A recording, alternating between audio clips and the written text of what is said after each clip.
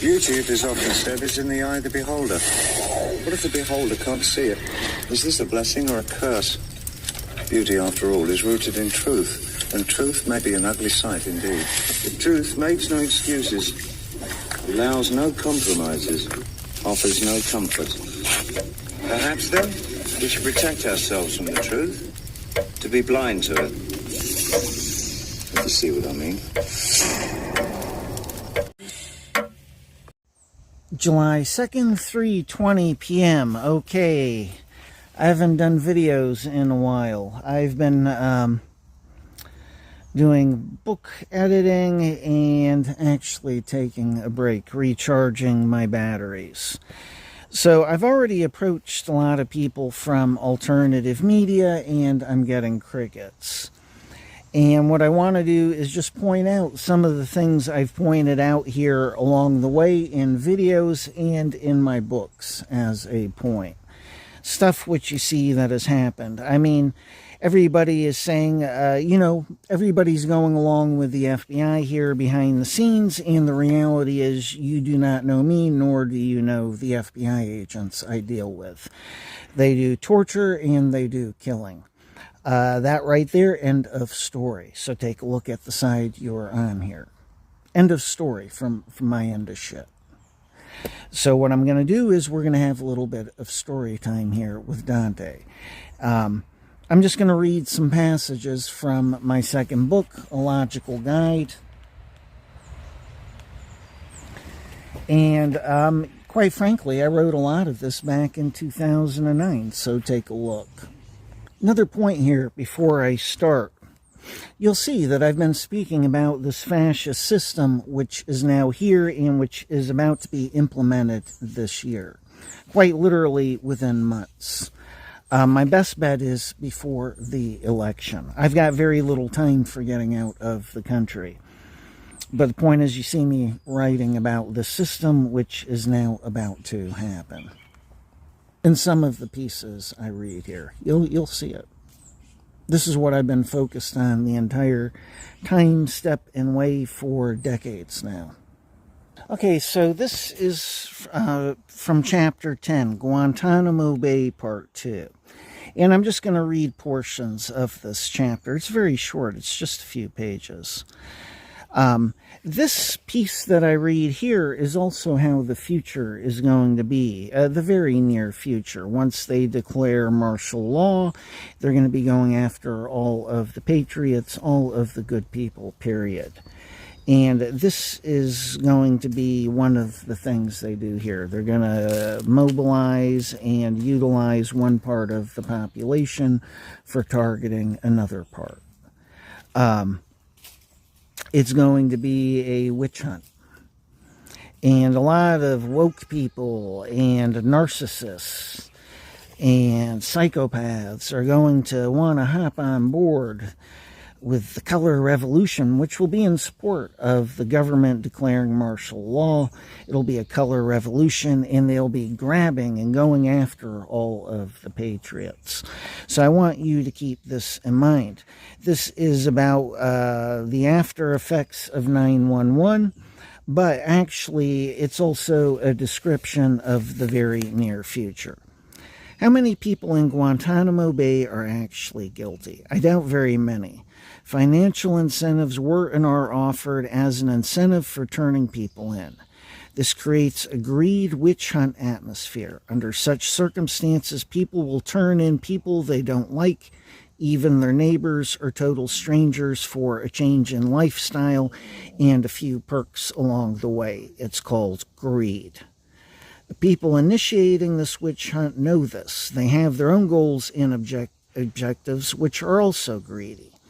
Thus, they spread the wealth based on human weakness, based on greed, which is a weakness of the mind. It is a corruption of the mind, and in this case, they are using it to get results which benefit them. It's a dumb way to go about catching bad guys, especially when, in this case, no real proof was needed. It's not like these people were going to court, but it is a good way of obtaining a lot of people, whether they are guilty or not. It's a good way of obtaining instant results, a good way of obtaining a lot of people, whether they are guilty or not, a good way of obtaining numbers, which looks good to the American public eye. This is about appearances. Never letting these people go to court maintains the lie. None of this is coincidence. It's just like my circumstances. Nobody's spoken with me, gotten to know me, and nobody's asked me questions about me and the FBI here. It's all one-sided. That's how the FBI maintains all the lying they've gotten away with in the first place. It is, in fact, a farce and a lie, never mind the injustice. This is why a lot of terrorist cases keep popping up in the public eye in America to maintain a farce. Greedy informants and morally misaligned federal agents, corrupt agents. Obviously not all, but applicable to these particular circumstances, are acting out of greed and ego, targeting a certain group of people or individuals and encouraging them with ideas and statements to break the law. Time and again, it is the informants leading the charge with these individuals. Never mind outright lying by these informants. These informants get thousands of dollars as a result. Are we talking about, quote, ideals here, or greed and a type of dishonest person that comes with it? Many of these informants are filthy.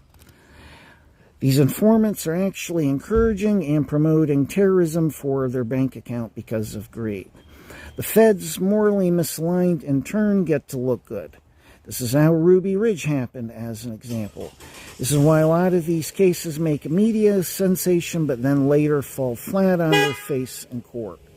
But you don't hear the media sensation on those cases when they fall flat on their face, do you?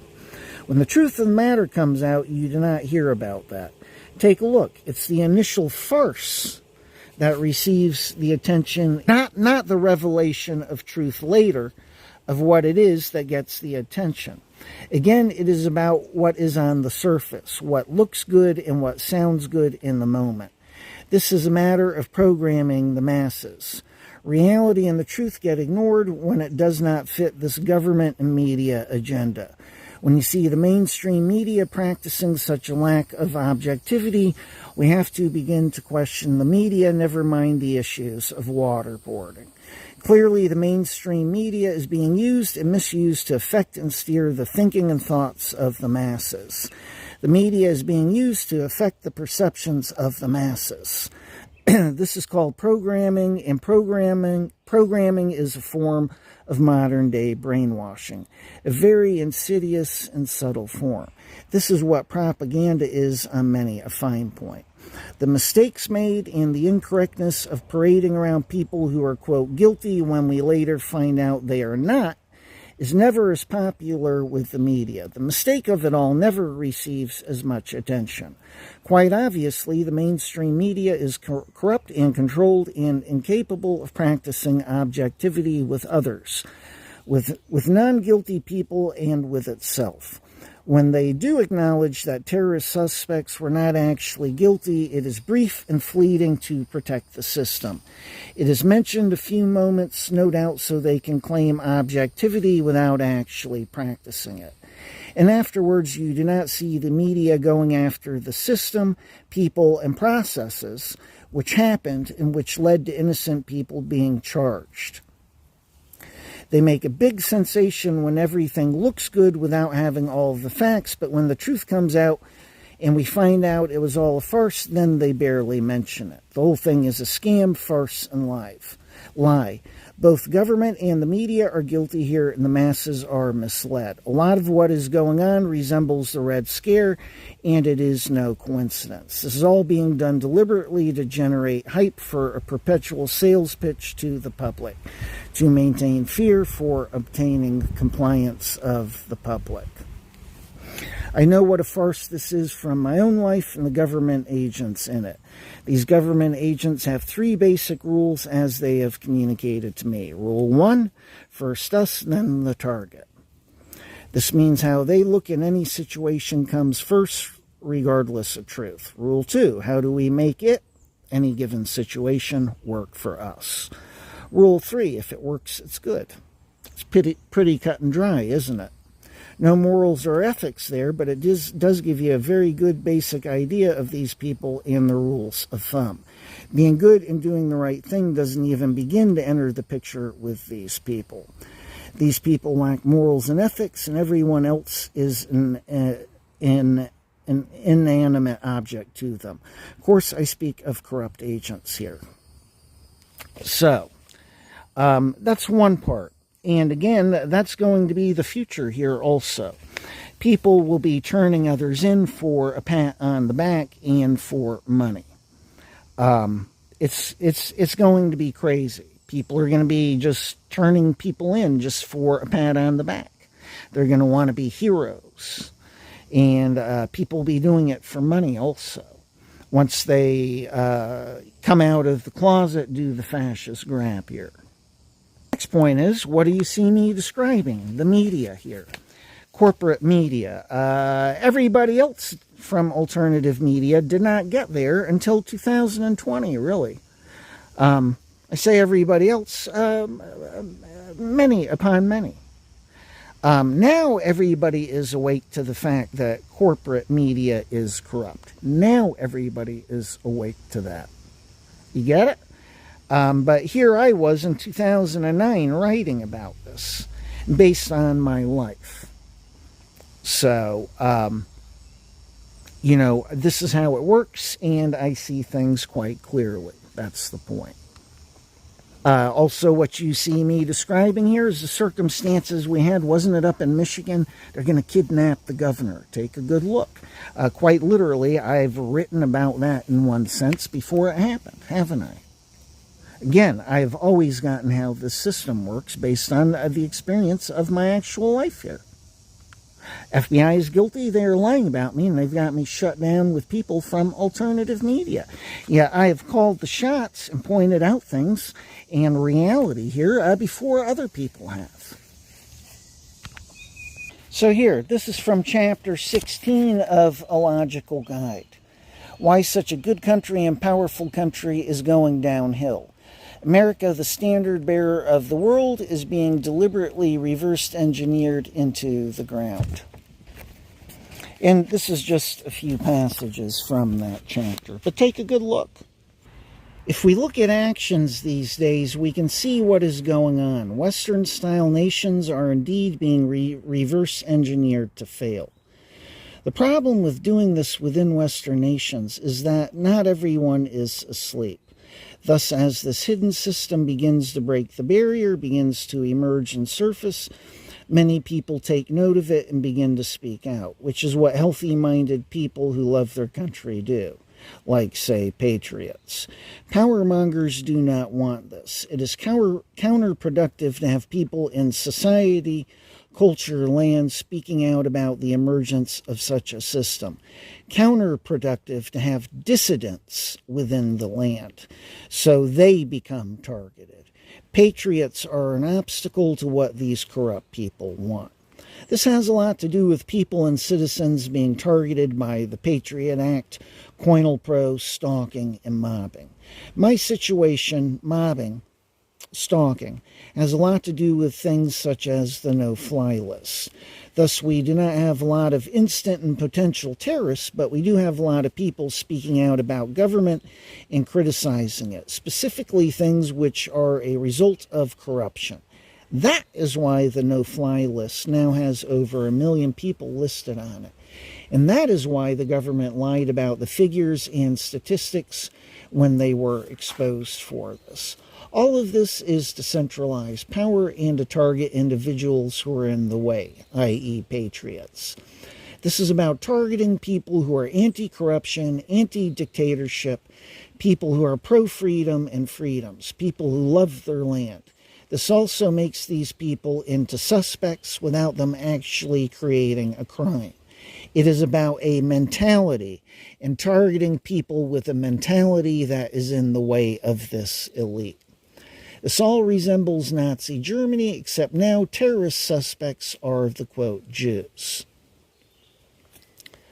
This all resembles the Red Scare, except now except that now terrorist suspects are the communists.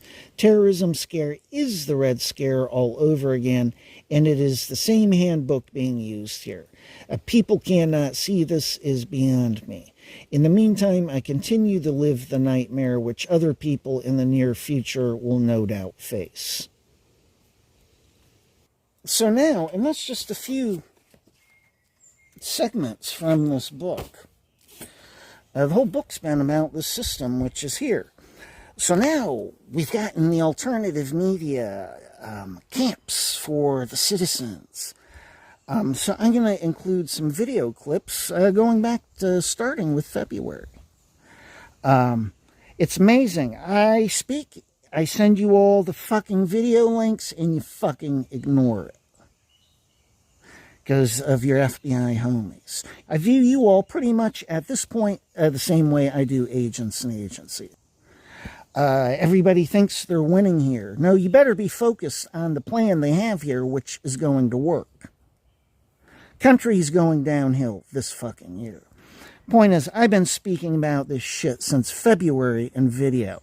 And we've got motherfucking July, and only in the last couple of weeks, somebody has come out about the prison camps. Hello? And I'm what? Chopped liver here?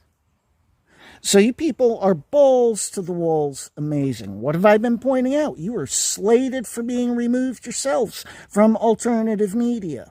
Yet nobody has interviewed me. You're balls to the walls incredible.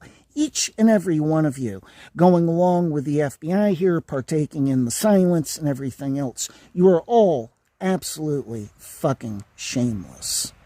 So now I'm gonna add some video clips here. February 6th, 4:16 p.m. Yeah, so I did a video on Ebola. And I've got some points to cover here in regards to that, and then some other subject matter here. This is about what is coming down the road here, very shortly, this year. All hell's gonna break loose, quote me. It'll probably be they do the Ebola first, then we have the cyber attack, which shuts down all of the information. That way, nobody will be able, or maybe they do it the other way around, but the point is, nobody's going to be able to speak out about the Ebola attack here. The alternative media won't be able to use the internet. Nobody will be able to use the internet. It's going to get shut down. Cyber attacks. Then we'll have the outbreak and nobody will be putting the pieces together. Oh, they are responsible for the Ebola outbreak. They want us all traumatized and scared shitless, but they don't want the blame coming back to them. Oh, pandemic X, virus X. No, that's them taking one step back, because if they start saying, oh, we're predicting Ebola, and then it happens, everybody's going to know ahead of time. Hello? This is a deliberate tactic. This is just like me watching agents and agencies do their shit in the news and stuff. So the point is, everybody will be, a lot of people from alternative media, they're quickly going to put the pieces together. But they're going to have no voice. So everybody is going to be scared shitless and just herded the way that the government decides. So where does the alternative media think it is in this? Where do you think you are in this?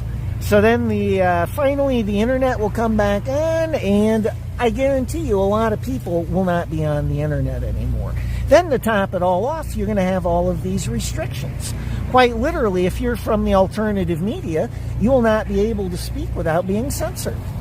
Furthermore, you are priority number one in terms of the elite's target list. Oh, fuck.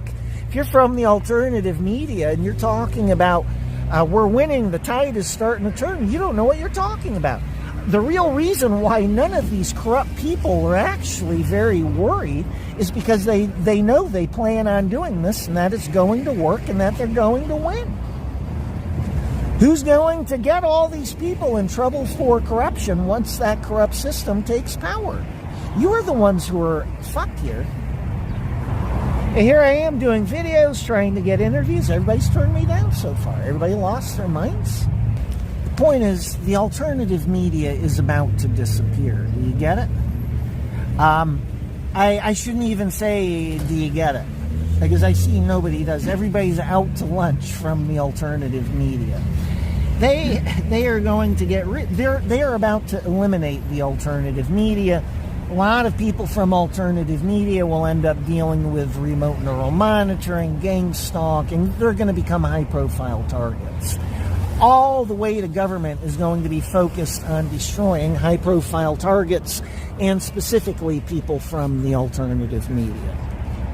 That is a statement of fact and reality. Quote me. That web, the internet, will come back up, and a lot of people are not going to have their platforms, no nothing.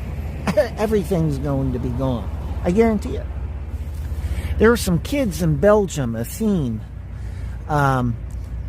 was one of the key ones, and he spoke about this. They knew an elite insider, and he said basically everything's going to turn into like a cable TV system, and it's only going to be junk. Bottom line, they're going to turn the internet into junk TV. All opinions different than the government hardline propaganda opinions will be eliminated from the internet. This is quite literally what they're going to do. People from the alternative media are not going to have a job anymore. Furthermore, many of you are about to be targeted heavily by government. This is the reality of it. The real hardcore authoritarian system is totally about to break onto the surface here, and that's going to be the new level of reality for everybody. Then eventually what they'll do in this country is gun confiscation. They've got all these empty prison camps across the country here, yet they say we don't have enough prisons for all the inmates. The prisons are overcrowded. That's because they're saving those prisons for real Americans, loyal citizens to the country. People who believe in the Constitution and who believe in all the ideals of this country. So can you imagine them closing cities and then doing a house-to-house gun confiscation? That's what they will do. And they're going to be scooping up all sorts of people and sticking them in these prison camps, not just gun owners.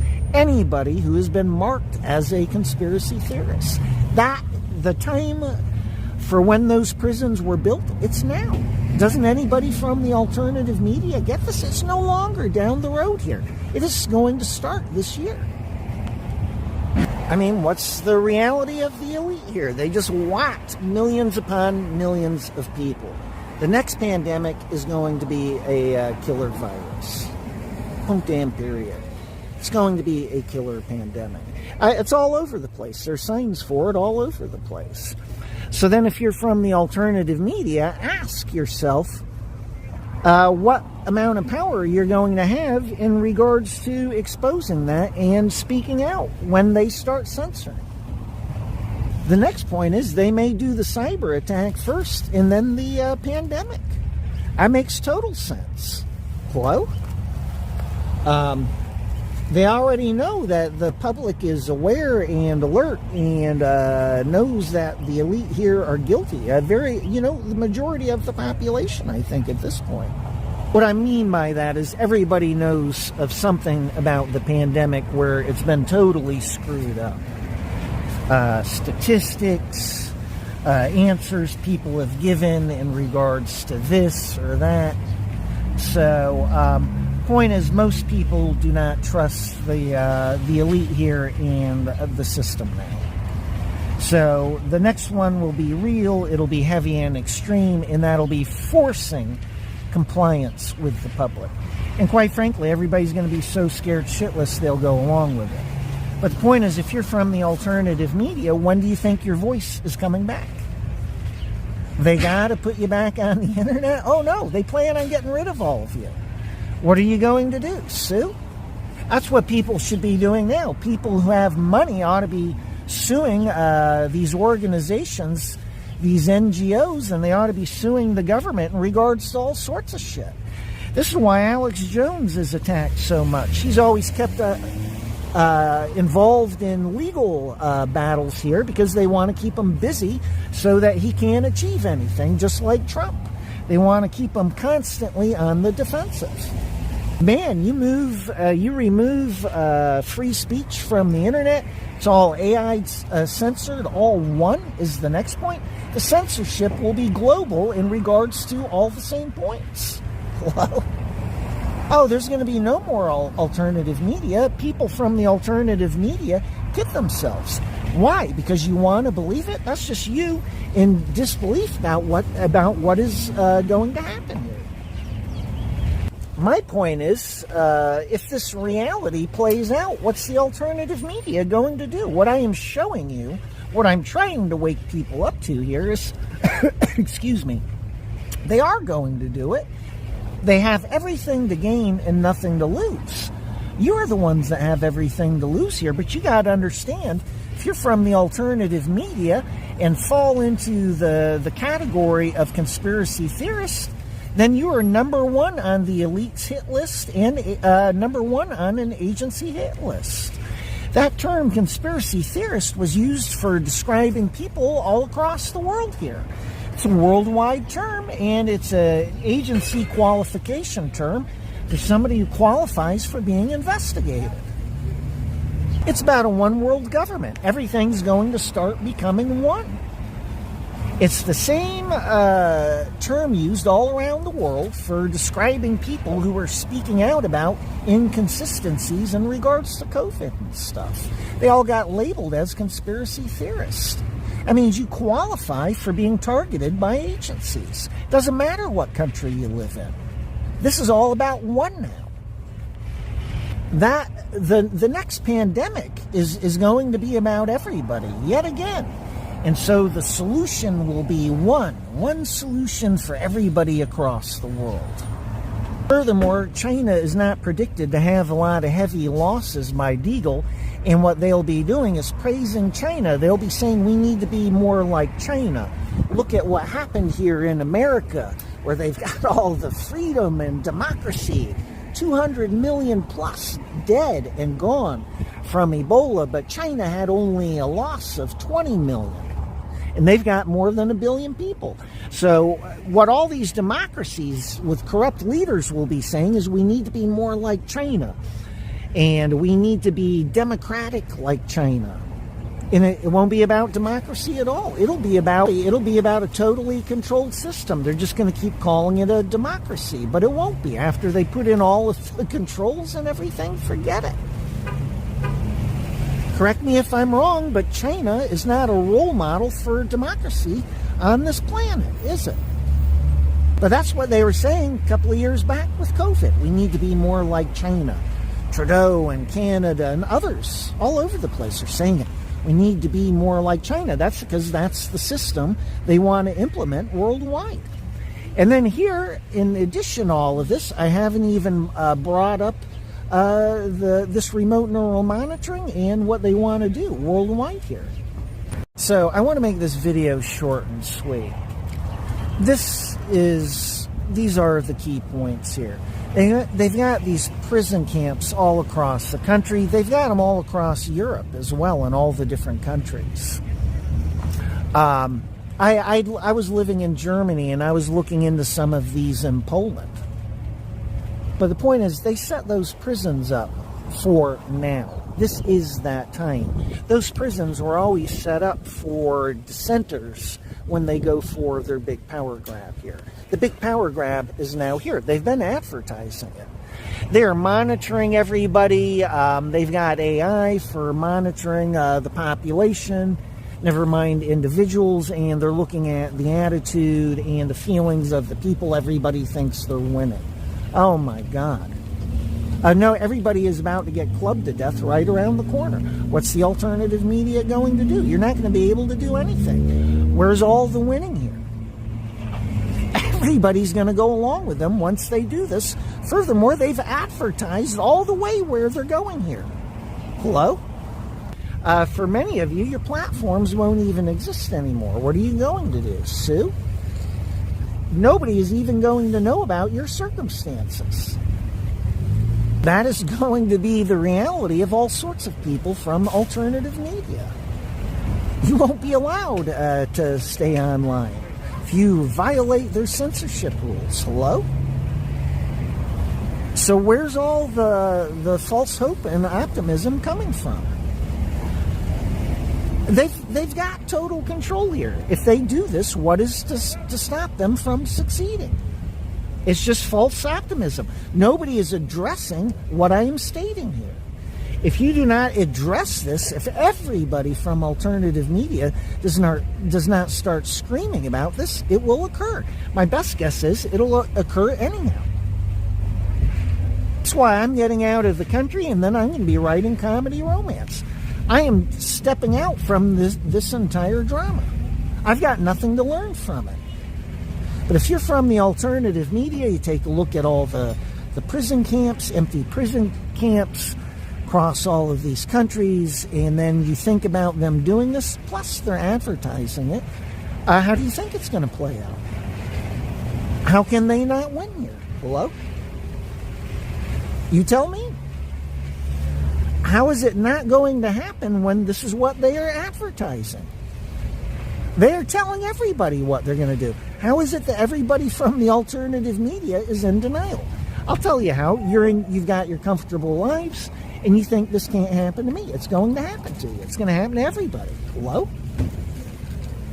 Point is, enough exposure has to be brought to all of this now, and for months and months on end, for this to possibly not occur and to negate this occurring.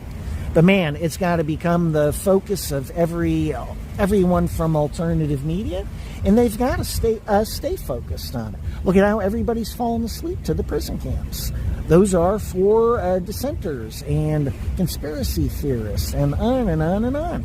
What does everybody think? All the false accusations being made about alternative media figures and other people against the empire here, these framings and all the legal shit. What do you think that's about? This is what they're going to be doing to everybody. They are stating where this will be, and it's going to be common. Last point here. I'm not saying be negative, not at all. What I am saying is, if you do not wake up to this, you've got absolutely no chance at all. And this is what is coming. It's going to be a full authoritarian fascist system in the blink of an eye here. There will be no more alternative media, and it will be one worldwide system put in place. That is what the pandemics are for in the first place. Unifying everybody globally through a, quote, common threat. And really, the whole thing is going to be perpetrated on the masses by psychopaths with power, because they want more power and total control. That's it.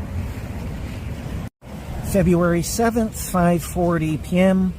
All right, this is going to be the ending for the video. Few more points here in regards to Ebola and basically just a total hostile fascist takeover by the empire. The key point here is, as we all know, there really are what they called custodial facilities. I heard NPR use this in 2010 when I was in Germany. They referred to these, what a lot of people refer to as FEMA prison camps across the country. They referred to these as custodial facilities on NPR.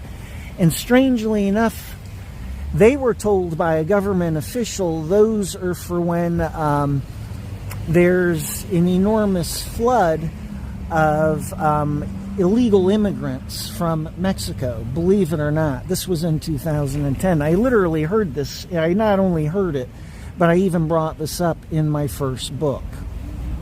In fact, I think I've brought it up in at least a couple, maybe all three of them when I think about it, because it always struck me as extremely weird.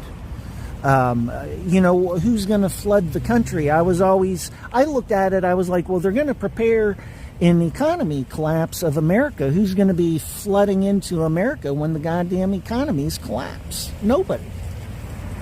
But the point is, as we all know, these actually exist all over the country. Tons and tons of people used to have videos up showing these. And they've got people maintaining these. And I looked at some people who worked at these, and they're like, it's just to make sure people don't break in. Hello? And I've got a picture to include, but billions upon billions of dollars have been set aside for these, and this was a while back, as I remember. Point is, they're there. They exist. So what does everybody from the alternative media think they exist for? Clearly, that's about imprisoning a whole bunch of people all at once. Clearly, it is planned and expected. But what's the big mystery here? It is for all of the people who are labeled domestic terrorists, conspiracy theorists, thought crimes. That is what they are for. The point is, as we all know, those were built for something weird and strange, and here we are. We are at the time for when those prisons were built.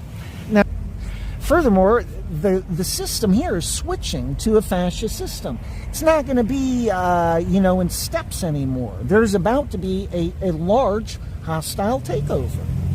They'll be grabbing people from alternative media, no doubt. Anybody with a big name or voice, they're on the list. And it'll be the same thing, no doubt, for politicians. They're going to grab everybody who fits the definition of domestic terrorists, politicians included. And this is the one that blows my mind. People from the alternative media, it's like you're like deer stuck in the headlights. You can't see it coming. It's here. Really think about it. If there's a pandemic like Ebola and they declare martial law, everybody's going to be like, yeah, good. But then once they get that power, oh my God, people are just going to be disappearing, and it'll be, oh, they died from Ebola. Bullshit. We just had a bunch of hospital workers butcher part of the population with the cure, didn't we? We just watched people be murdered in hospitals for money, for profit. Hello? It's exactly how it's going to be. The evil, the sheer evilness, the diabolic, just how diabolical this all is. It's all around us. This is not breaking the surface in little bits and pieces now. The whole thing is about to snap into place. The whole puzzle is about to become clear for everybody. Does anybody understand this? So that's it. I mean, game plan here. This book is coming out. I got to do book work in a few minutes. And then all my books are coming out. I'm getting out of the country, and it's comedy romance books. Once I'm out of here, my new life begins. I can't wait. Man, I see everybody is just, nobody understands from alternative media. They think I've got a name, I've got a voice, I'm making money. You're about to lose all of that. Do you realize since 2002, the entire time, all I wanted to do was get the knowledge out about the Antichrist and some other prophecies out, and then I was just going to disappear. I wasn't going to disappear. What I was going to do was to be doing comedy romance books. And those books would be long forgotten about, no doubt. Point was, I've always known what the game plan is here. This is what I've been watching the entire step and way for more than 2 decades now. And I am telling everybody that system is now here, and it's not little bits and pieces that are breaking the surface. You can see it all across the board. The entire thing is breaking the surface. This points to the fact that it is about to be a hostile fascist takeover. And I got to thinking about it yesterday and today. They're having all of their brainwashed cronies here call everybody else a Nazi. And I got to thinking about it because I lived in Germany. And I got to thinking about it. I was like, well, it's just like when Hitler took power. There's about to be a hostile takeover here. It's totally reminiscent of Germany and Hitler Germany. But it just blows my mind. Nobody sees it. I've always known this is coming, and my plan was always to get the few things out that I wanted, a few messages out to the public, and then to just disappear, and then I would be doing comedy, romance, and screenplays for movies. I'm still on that game plan, but now I've got to get this book out. It puts bullseye on it. Well, I've got no other choice. Everything's about to go to hell here in this country. But it just blows my mind. Nobody from the alternative media gets it. You think you've got your comfortable life, you've got your books out, you've got your voice, you've got money. That's all ending. You are the number one target for the elite, just like you are the next Julian Assanges. And it's like I'm just speaking to nobody here. It's amazing. You are no longer about to be living that life. It was sweet on the tongue now, but now everything's about to become sour for you. That is what this prophecy is about. But the point is, I think everybody is in disbelief from alternative media. You cannot recognize what it is I'm communicating here. It just blows my mind. It's like speaking to my parents, and I'm supposedly, dealing with people from the alternative media. This system's, it's here. Your comfortable lives are no longer going to exist. How do you not get that you are priority number one for the elite and agencies here? Hello? That is a statement of fact. How do you think it's going to play out here? They do, we have a cyber attack and then Ebola. How do you think it's going to play out?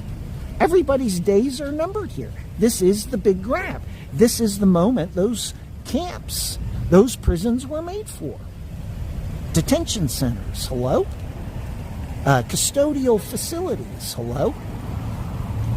Those things, back when you could look, the numbers, when you looked at all of it adding up, it was for millions and millions of people, hello?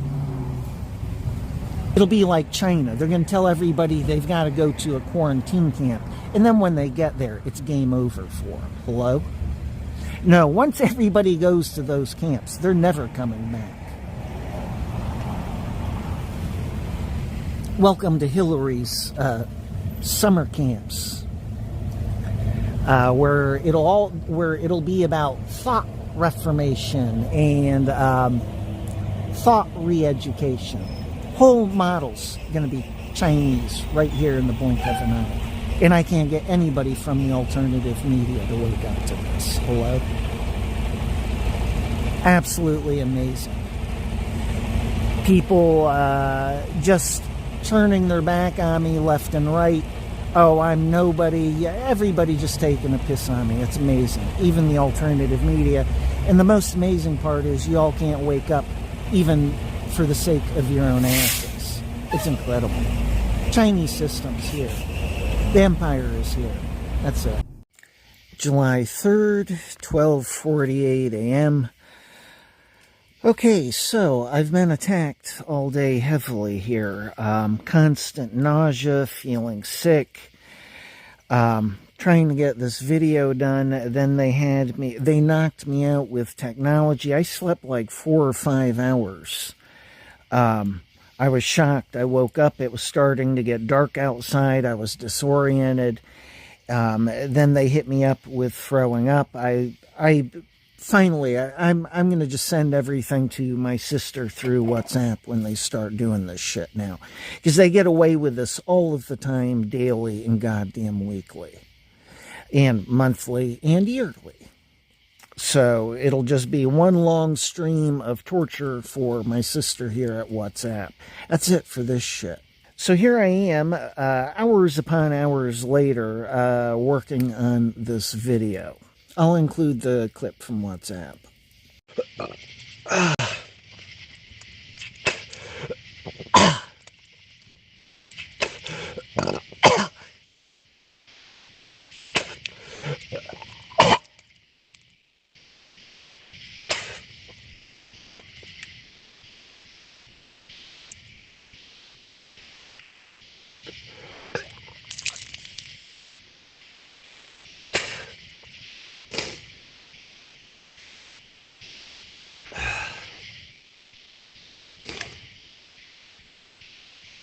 I've been doing this all day. When I try to do video work,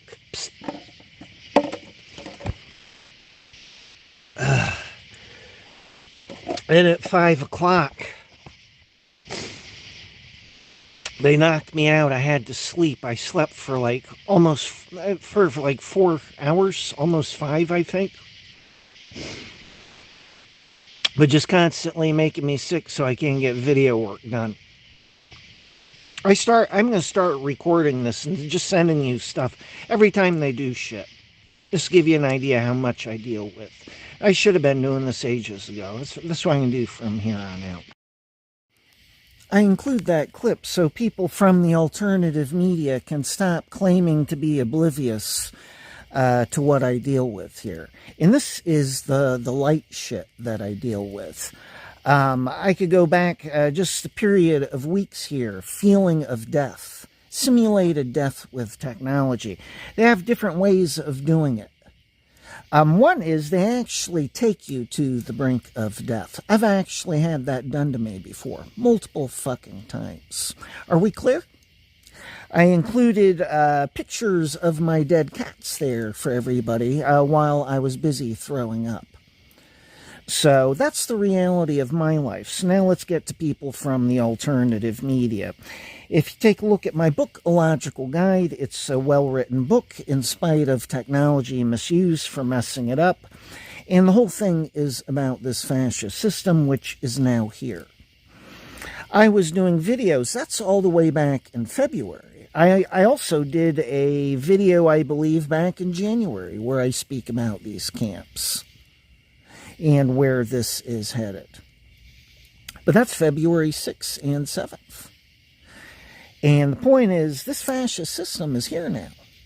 All across the board, it is broken through. The one that Alex and Trump, do you guys get it? It's all about appearances. You are being labeled, and the courts are being misused for labeling you as being certain types of people here.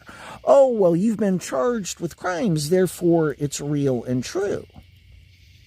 That is why they are doing it. This goes all the way back to January 6th. I was saying to the FBI that woman was picked out for being shot and killed. I told the FBI they needed something heavy and dramatic to happen to be able to smear the whole event. I said, this is what's going on. Then it was much, much later. Putin came out and he said something about that as well. But that is why. They are going on appearances. They just constantly harp on the appearances. Oh, Trump was charged. Oh, Trump was found guilty. Same thing with Alex. Oh, he was found guilty of this and that. The reality is, Alex misspoke about something. Big fucking deal. Now he owes what, $1 trillion or something? It's the whole point is, you see the court being misused for charging people because they need those charges for being able to say that it was that way. Just like they needed a killing at January 6th to be able to label everybody violent and dangerous. Oh, look, a shooting happened. That is why that happened. That is why Putin said what he did. I could see it.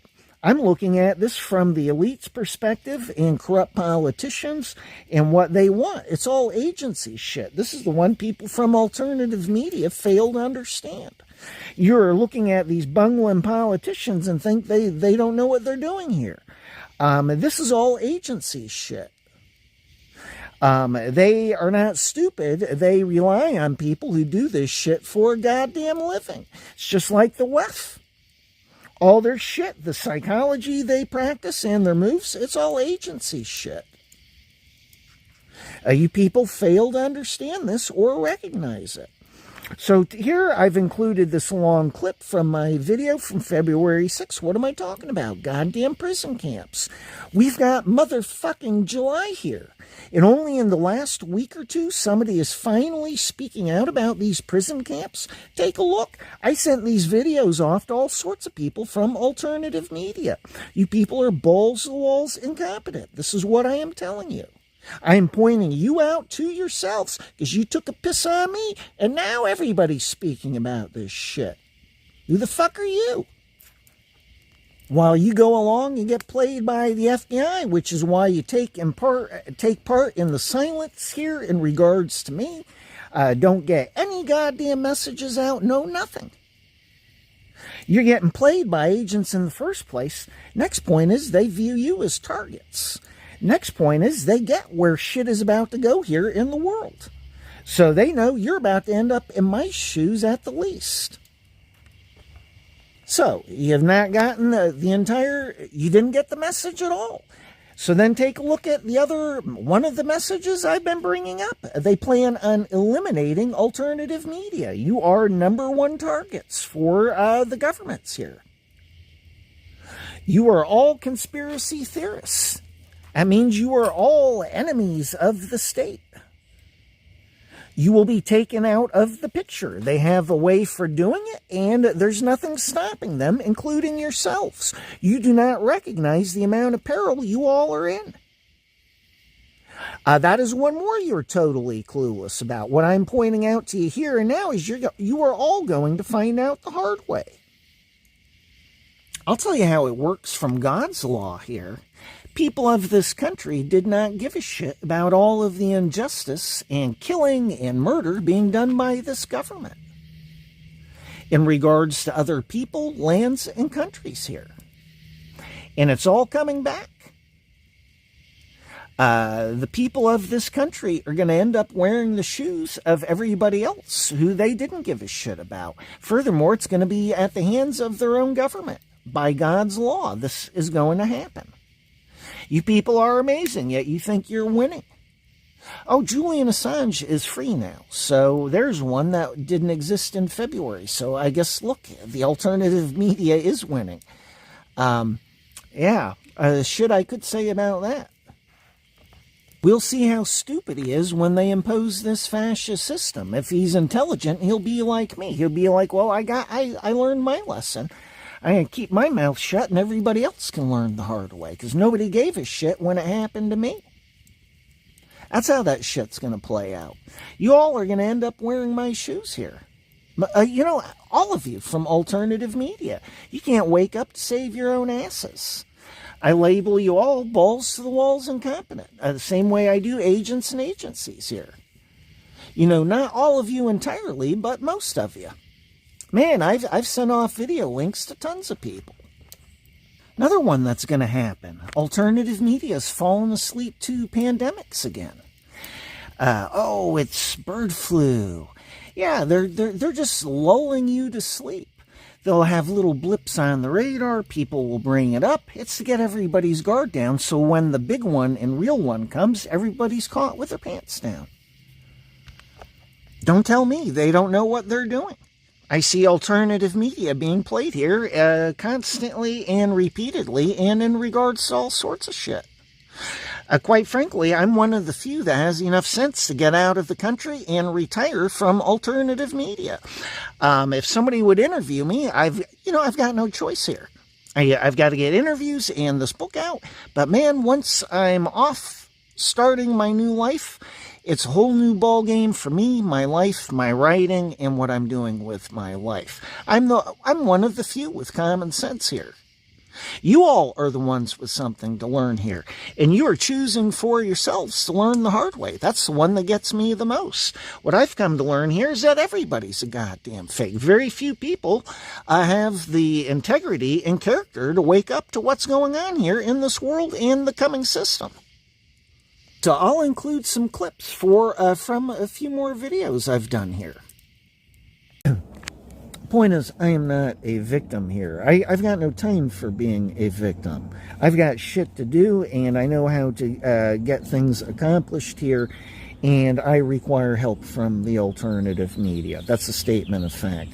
If you understand how shut down I am here, then you understand that. If you take a look at just a few of the points I've brought up here, then maybe you can start to understand they are selling absurd lies about my psychology. They are deliberately portraying me as a flake and living a lie about myself. Actually, what they've done is they've reversed all sorts of things with you all. And then what they do is they affect me with technology for supporting what they've sold. You get it? Just ask yourself. They're guilty as shit. They know it and I know it. Just ask yourself, what would criminals with this technology do to avoid being caught with alternative media? That is what they are worried about. That is on them. They have been stabbing me in the back and doing everything under the sun, which is wrong here. They've just been totally fucking me beyond your wildest imagination. Heavy torture and killing. While everybody is out to lunch and believing this cartoon about my psychology. Those mistakes are going to cost you if people do not wake up to the reality of the circumstances. So let's get to the business plot. The business plot part 2, the fascist grab. This is what is coming. So let's take a look at COVID at the beginning, and some videos were smuggled out. All the Chinese were being rounded up and taken to COVID camps. And I saw a couple of videos of just these enormous piles of phones.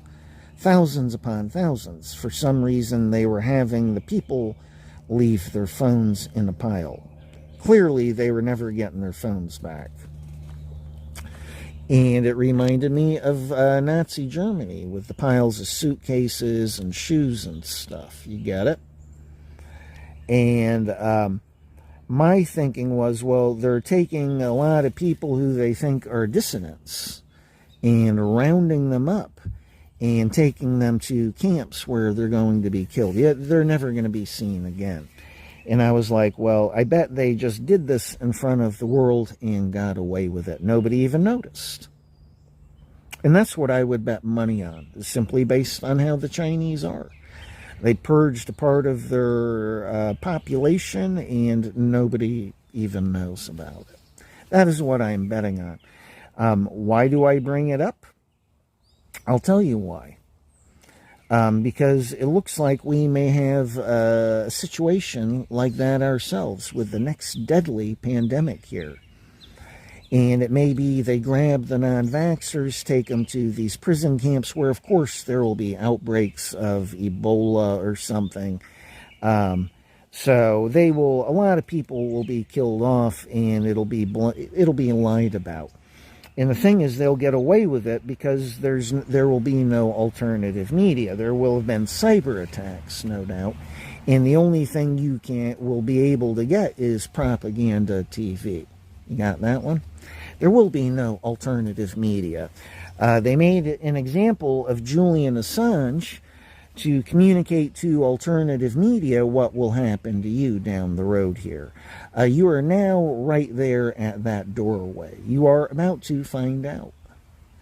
It's amazing. You all totally don't get the playing field here in regards to yourselves and how the elite view you. The reality is, I would not be doing this book in interviews. This is the worst time to be doing it if it weren't for my actual circumstances. Yes, my circumstances are real and true. They're holding me in, and German agents are going along with it because they never cleaned the profiling up. So, balls to the walls, amazing. If I am interviewed, interviews will prove that everybody has been incompetent. This is one of the key reasons why the FBI does not want me getting interviews. Everything centers around that. They're lying through their teeth to everybody from alternative media. Yes, that is what I am telling you. That is exactly what I am telling you. Furthermore, I am telling you that this bullshit about stalking here is a goddamn lie. It's a virtual reality spin machine for everybody else. If you focus on bare basic realities and facts here, they've got no business doing it. It's gone on for 30 years, more than $60 million. Next point is, I am telling the truth, and they have everything to worry about. I was the one that wanted to take the FBI to court last year. They shut that down. Now, I am not taking them to court, but I want to get interviews done, get out of the country. I'm never coming back to the country. As I'm getting to, this country is there's about to be civil war. There's going to be a fascist grab. If you understand that, there's not going to be much left to America here. God is passing judgment on America here, and I believe next year America will be attacked if Trump doesn't win here. Trump not winning is the sign that evil will flourish, evil is won, and it's all going to go downhill from there. If Trump does not win, it's game over for everybody else. When that is the case, God will put his foot down, and that'll happen next year. All the way around, there is going to be no more America. I look at prophecies and stuff, and you can see it plain as day. I understand God and God's laws, and by God's laws, judgment is coming to America. If you understand all these corrupt players here, you understand they are going to make sure that Trump does not win. The intelligent ones who are considering the possibilities are the ones who are looking at getting out of the country now, just in case Trump does win. You get it? But most of them are confident in their plans, and they are going to steal any election from Trump. Perfect world, they would kill him and dump it on patriots, and then grab all of the patriots, everybody on the no-fly list, and lock them up in the, quote, FEMA camps. This is what those camps have always been for. It's been for the fascist grab. So my point is, imagine a deadly outbreak here and the possibilities. Trump is arrogant as shit. He's egotistical as shit about his vaccine. And even if he were elected, it's a weak point with Trump. What if there were a deadly outbreak of Ebola? He might, who knows? He's got people whispering in his ear, good job with the vaccine. He's totally clueless. So, can you imagine somebody doing that? A deadly outbreak of Ebola? We've got to do forced vaccinations, Mr. Trump. So then he'd be rounding up all of the patriots and putting them in camps. And the reality is, everybody in this corrupt system's just going to be getting away with murder, literally, while he's clueless. It'll be civil war. That's one possibility. The other possibility, when they do this fascist grab, it's going to be about grabbing all the people on the no-fly list. They plan on grabbing more than 1 million Americans and locking them up. It's everybody on the no-fly list. Now, the reason why I bring that up with China and the COVID outbreak at the beginning and the piles of the phones is, which I can't find on the internet anymore. Imagine that one. But, you know, my version of internet is very different from everybody else's. They censor all sorts of stuff in regards to the internet and my ability to find things. They'll see me looking at a particular subject, and then what they'll do is they will get on my they will get on the quote internet here and have all the information that I could normally find in regards to that subject blocked. I'll try and research something, look at something, and it's like nothing. You know, that's how it stands out. You know, impossible shit. I want to get back on track. They keep attacking me here, even off video, when I'm trying to collect my thoughts. So, I want you to keep that in mind with the Chinese. I don't think it's unrealistic at all that the Chinese government purged part of its population during that COVID outbreak. They had those piles of phones, and I'm like, well, doesn't that mean they don't expect them to come back? And it looked just like a scene from Nazi Germany with all the Jews' shoes or suitcases and stuff all piled up. I mean, you couldn't help but be reminded of that. And you take a look at the Chinese government, I mean, they have kill vans. So instead of kill vans, my best bet is they just knocked off a whole bunch of citizens and used that for getting away with it. And that's what I want you to keep in mind, because I want you, as I describe things here, to look at where this is going to be in regards to a pandemic and all of the possibilities. What is the harsh, cold reality of this government if they are rounding people up to camps? What is the harsh, cold reality of this government if they are declaring forced vaccines? It will be like that. My point is, if you find it hard to believe, my best guess is it's already happened and most people were clueless about it. You get it? This fascist element within corporations and government here, and it's not just ours, it's there. This fascist element is here in the States and people in Europe. It's the Western nations. They have all signed on board for this fascist grab. It's why you see all of the woke stuff in all of these countries. That's about destabilizing the countries from within so that an overthrow is easier. And that is what this fascist grab is going to be about. And if you understand that, then you understand that this scenario with the Chinese, if it's the way that I think it is, you can very easily understand that that is an extremely real possibility for us. So let me get into it here. If you look at the business plot of 1933, it was the DuPonts, the Morgans, and the Remingtons, along with Prescott Bush, the Bush family. And they got exposed because a general didn't sign on board with them. They screwed up. And the whole thing was about a fascist grab here in America. They were going to have instant military, and they were going to get rid of, believe it or not, this is documented. But look at how this was all kept quiet. They were literally, part of the plan was to do a fascist grab and to kill, to murder non-desirables. Non-desirables was anybody who would be against them. If you understand, this is all the way from 1933. You ought to be very alarmed. My point is, this plan never went away.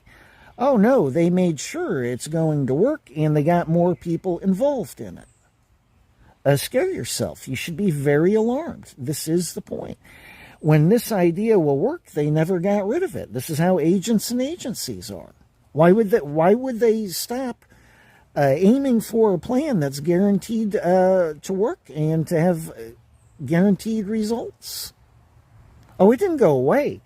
They've been getting more people signed on board, and they've developed it more. That's what they've done. And they're about to implement it. This is where I'm going with all of this. So the point is, these people were not arrested, not thrown in jail, no, nothing. Instead, it was actually, it was kept quiet. And like it never happened. Yet these were people plotting the overthrow of goddamn America. Hello? And with a fascist regime. Hello? Next point is, they were looking at it in terms of money. They are looking at America as one great big plantation, and they're going to make us the serfs and the slaves. That is what they're looking at. Just like China and North Korea. Bunch of powerful big shots who rule the land while everybody else is starving and suffering and working for them. They were looking at it in terms of money. They still do. That's the entire point. They're looking at grabbing America so that they can become even richer and more powerful beyond their wildest imagination. Furthermore, people in Europe have signed on board with this also. I was in Germany and looking at prison camps, and they've got them all across Europe. Not in Germany, but it doesn't mean they won't ship people there. Hello? And again, same thing, sitting there empty. They are there for a reason, but nobody knows why. This is why. It's the business plot of 2024. Revised, updated, and renewed. and with a vengeance here. So this is what is coming. And that is what the gang stalking is about. This is one of the first things you learn. It gives so much power and control. You realize it's not accidental. You realize they're going to be doing this with everybody. It was one of the first things I realized. When you deal with gang stalking, you realize how much power and control they have. And one of the first couple of years I realized, well, this is going to grow and expand. This gives them total control of the population. And when you understand that, you understand that it's expanding every year, it's absorbing more people every year. Then you look at 911. That was one of the first things I realized. I was like, well, guaranteed gang stalking just exploded. And I looked at the no-fly list. All of a sudden, more than 1 million people on the no-fly list. That's impossible. They just redefined the label to fit good people. All those people are people who believe in democracy, who believe in the laws, who believe in the ideals of the country, leaders, and people with a positive impact. That is who is on the list, and it's more than 1 million. People they have labeled as a threat to their coming fascist system. And a lot of ex-military and special forces and stuff are on that list. They're looking at all the people who would be a problem for them down the road. It's a military overthrow, really. This is what we're speaking about. It's a fascist grab. This will be done in terms of military strategy. This is why you hear stories about bases being probed and soldiers are being spied on and stuff. Those are people who have been identified as a threat to this coming fascist system. That is where everybody from alternative media is as well.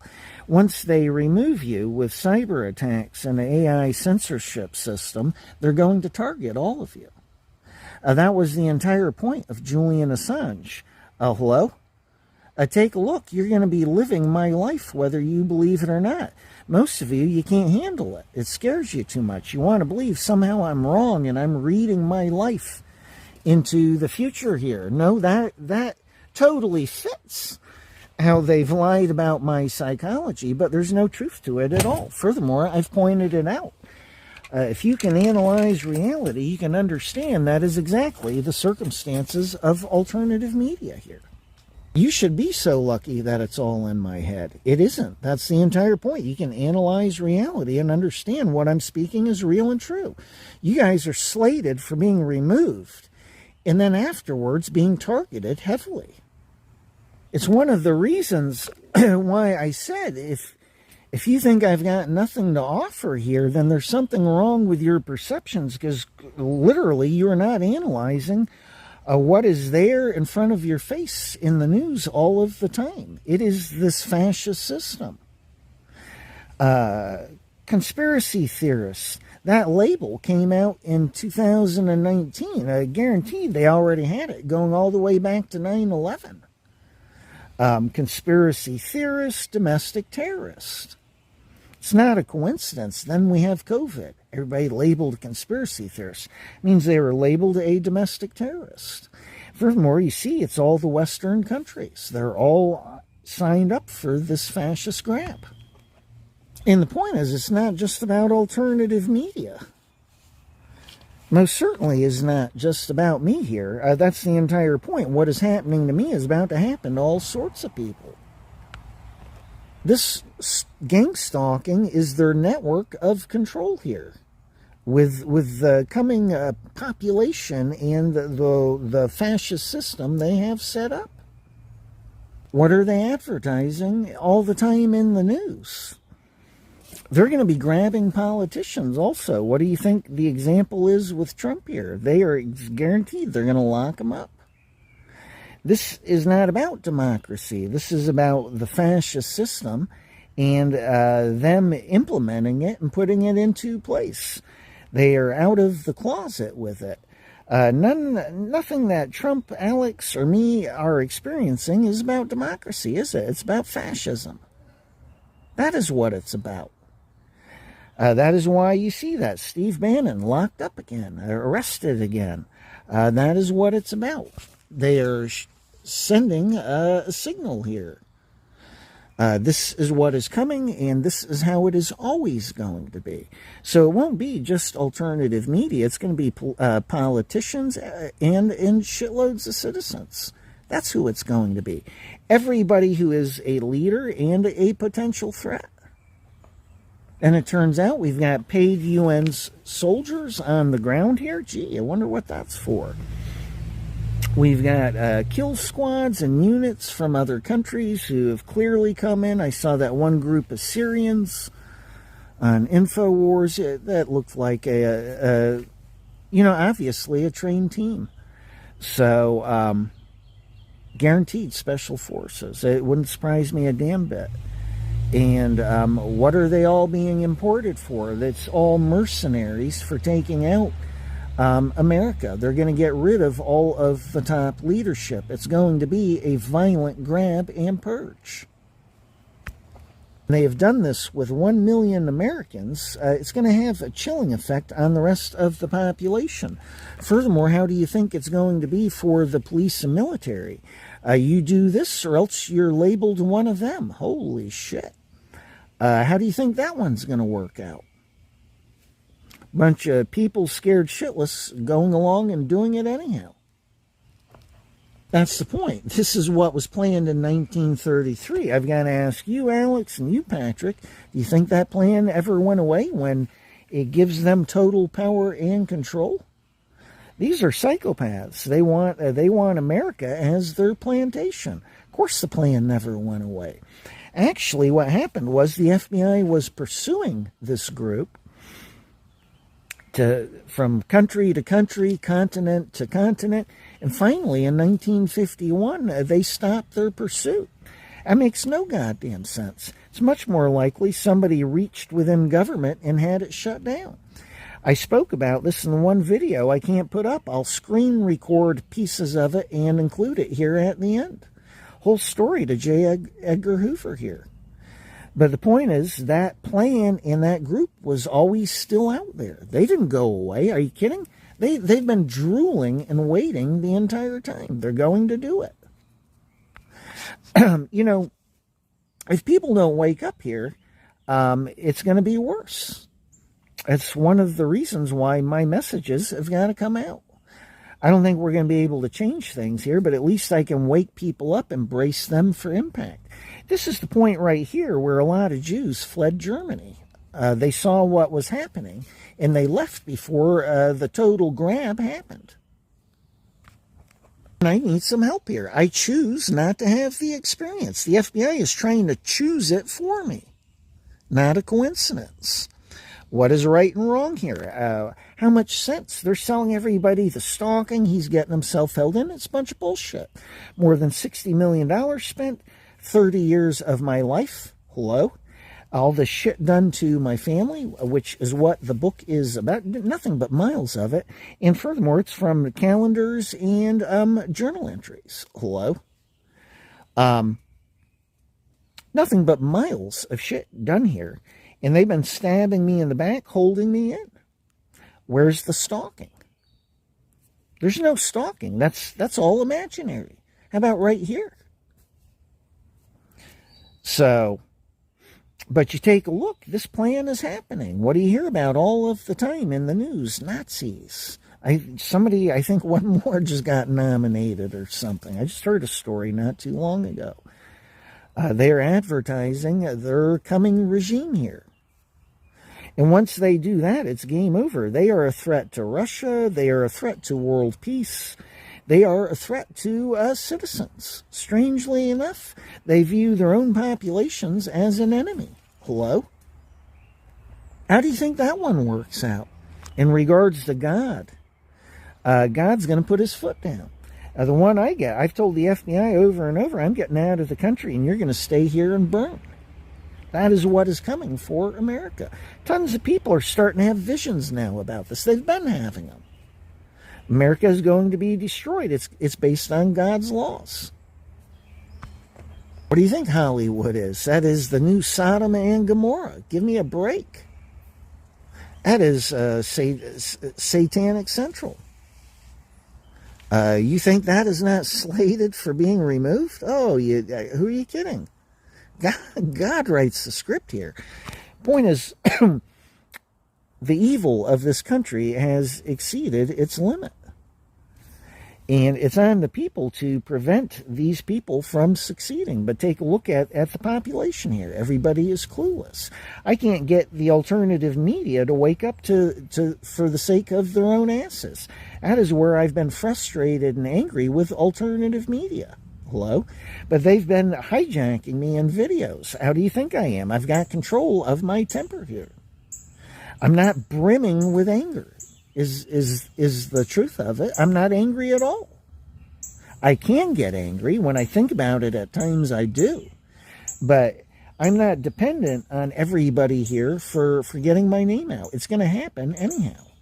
One way or another. I will hire a lawyer to approach small YouTubers and tell them what my circumstances are and that the FBI are lying through their teeth. I will do that if that's what it takes to get interviews. You want proof that they're lying through their teeth? How much sense does it make that I would be committing conspiracy against government with this technology on me? It is an absurd, extreme lie, which everybody has believed. They're selling extreme lies. This is also where I get angry. You're not speaking with me based on just absolutely insane, absurd, made-up shit here. You go, well, it looks that way. That's because they told you that's how I am. It's got nothing to do with where I'm coming from. To top it off, they are affecting me so that I look the way that they say.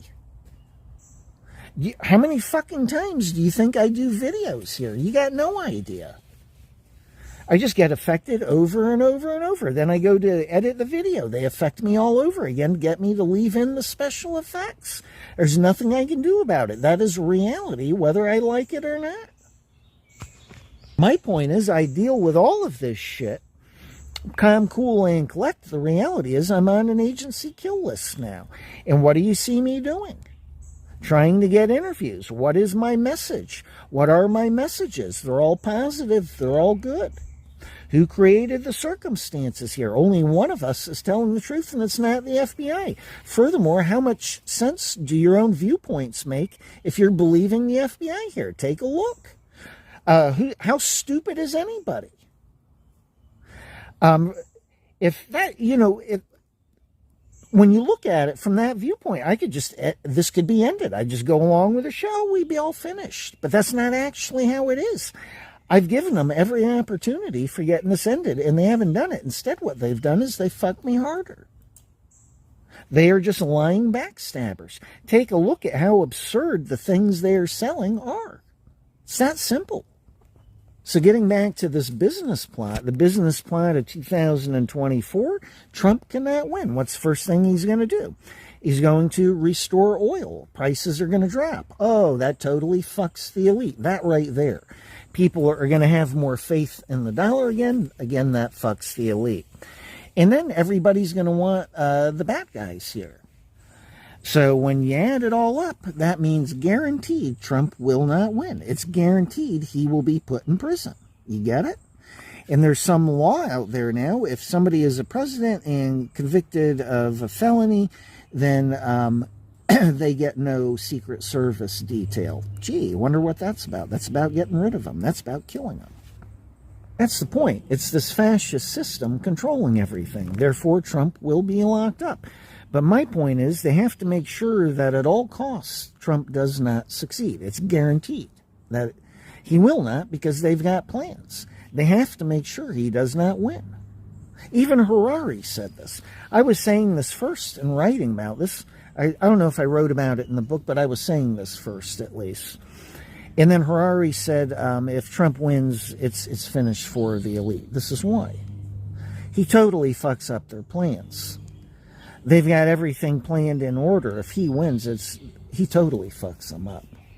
They've got to worry about their own asses at that point. So there's one point. Next point. It's guaranteed cyber attacks because just the same as they want Trump out of the picture, they want the alternative media out of the picture. In terms of chess, you are there on the board and you are preventing them from getting what they want. So they've come up with this idea of cyber attacks. And that is all about eliminating the alternative media. Once they've eliminated alternative media, nobody has a voice. There will not even be alternate ideas out there. You get it? Then you've got to look at how do they view alternative media in regards to targets. They are high-profile targets. They're not just targets. They are high-profile targets. And then take a look at the absurd lies people are believing about me without even getting to know me. You got that one? Your homies here know you are about to be fucked here and targeted heavily by agencies, most from alternative media. And, you should not be using the German method of homie to homie. These people are fucking you, whether you realize it or not. Preventing my messages from coming out is all about fucking, it's all about their own asses here. They're going to be naked as jaybirds, balls to walls, obvious and guilty beyond belief, and it's going to stand out neon for the rest of the world. That's what they're worried about. But because of it, the public here is going to get fucked in alternative media. Quite frankly, my messages coming out will seriously dent a lot of their plans here. And so at the end of it all, everybody is fucking themselves by going along with the FBI. What are the fruits of the FBI? Evil. You are engaging with them and going along with them. Your fruits play out as evil, whether you realize it or not. That comes back and comes back at you later. That's the way that works. That's divine law. I'm like, you were going to be finding out anyhow. You get it? That's a statement of fact. That is God coming right out of my fucking mouth. If my message does not get out, everybody is going to get caught with their pants down in regards to all of this. Everybody keeps talking about, well, I feel like there's something bad's going to happen. Yeah, you're picking up on all of the cue cards subconsciously. You've done the math. But you're not consciously doing it. That is what I am doing for everybody else here. Yeah, it's going to be a violent fascist grab. That is what those camps were always for. It's not going to be a few hundred. I heard Alex say it's going to be a few hundred. You're off by 1,000,000 miles. Quite literally, you are off by 1,000,000 people. They are going to get everybody. Leo Zagami, years and years ago, Forerunner 777 at YouTube. He's a preacher now, I think. He was interviewing Leo. Leo was talking about, yeah, they're going to be Satanist kill squads. They got lists of people for murdering. Hello? And that's just the satanic covens here. That's not the UN and kill squads from Syria and all these other countries. Hello? And you can know it's the elite because it's such a weird mix of people and assassins and mercenaries who have come into this country, yet they're all working together. Imagine that one. Look at the real evil. They're importing kids and women. And then they're disappearing. They're murdering and raping them and doing God only knows what to them. Snuff films and torture and just beyond your wildest nightmares. And while they're doing that, they're also importing all the killers for killing us right down the road here. Possibly July 4th. I need somebody interviewing me. I can wake the public up to all sorts of shit here. At the very least, you ought to be doing it for your own asses. That's the one where, again, I get angry and frustrated. How fucking stupid is anybody? You can't analyze your own circumstances here? This is bare basic agency shit. The dumb stuff. And everybody's in denial of what I've pointed out. Hello? How stupid is anybody? Oh, well, it's stalking and this and that. You're off in outer space. That has nothing to do with what is going on here with the FBI, the CIA, German agencies, and me. That is all a goddamn lie. It is a distraction and misdirection. You tell me, how much sense does any of this make that is still going on in the first place? You can't measure through the eyes of God? How about common sense? See, that's me. I get angry. Think I'm going to hold it in for everybody here while they perform like just a bunch of clueless jackasses? Oh, forget it. You can be adults here. Strangely enough, I get angry for a reason.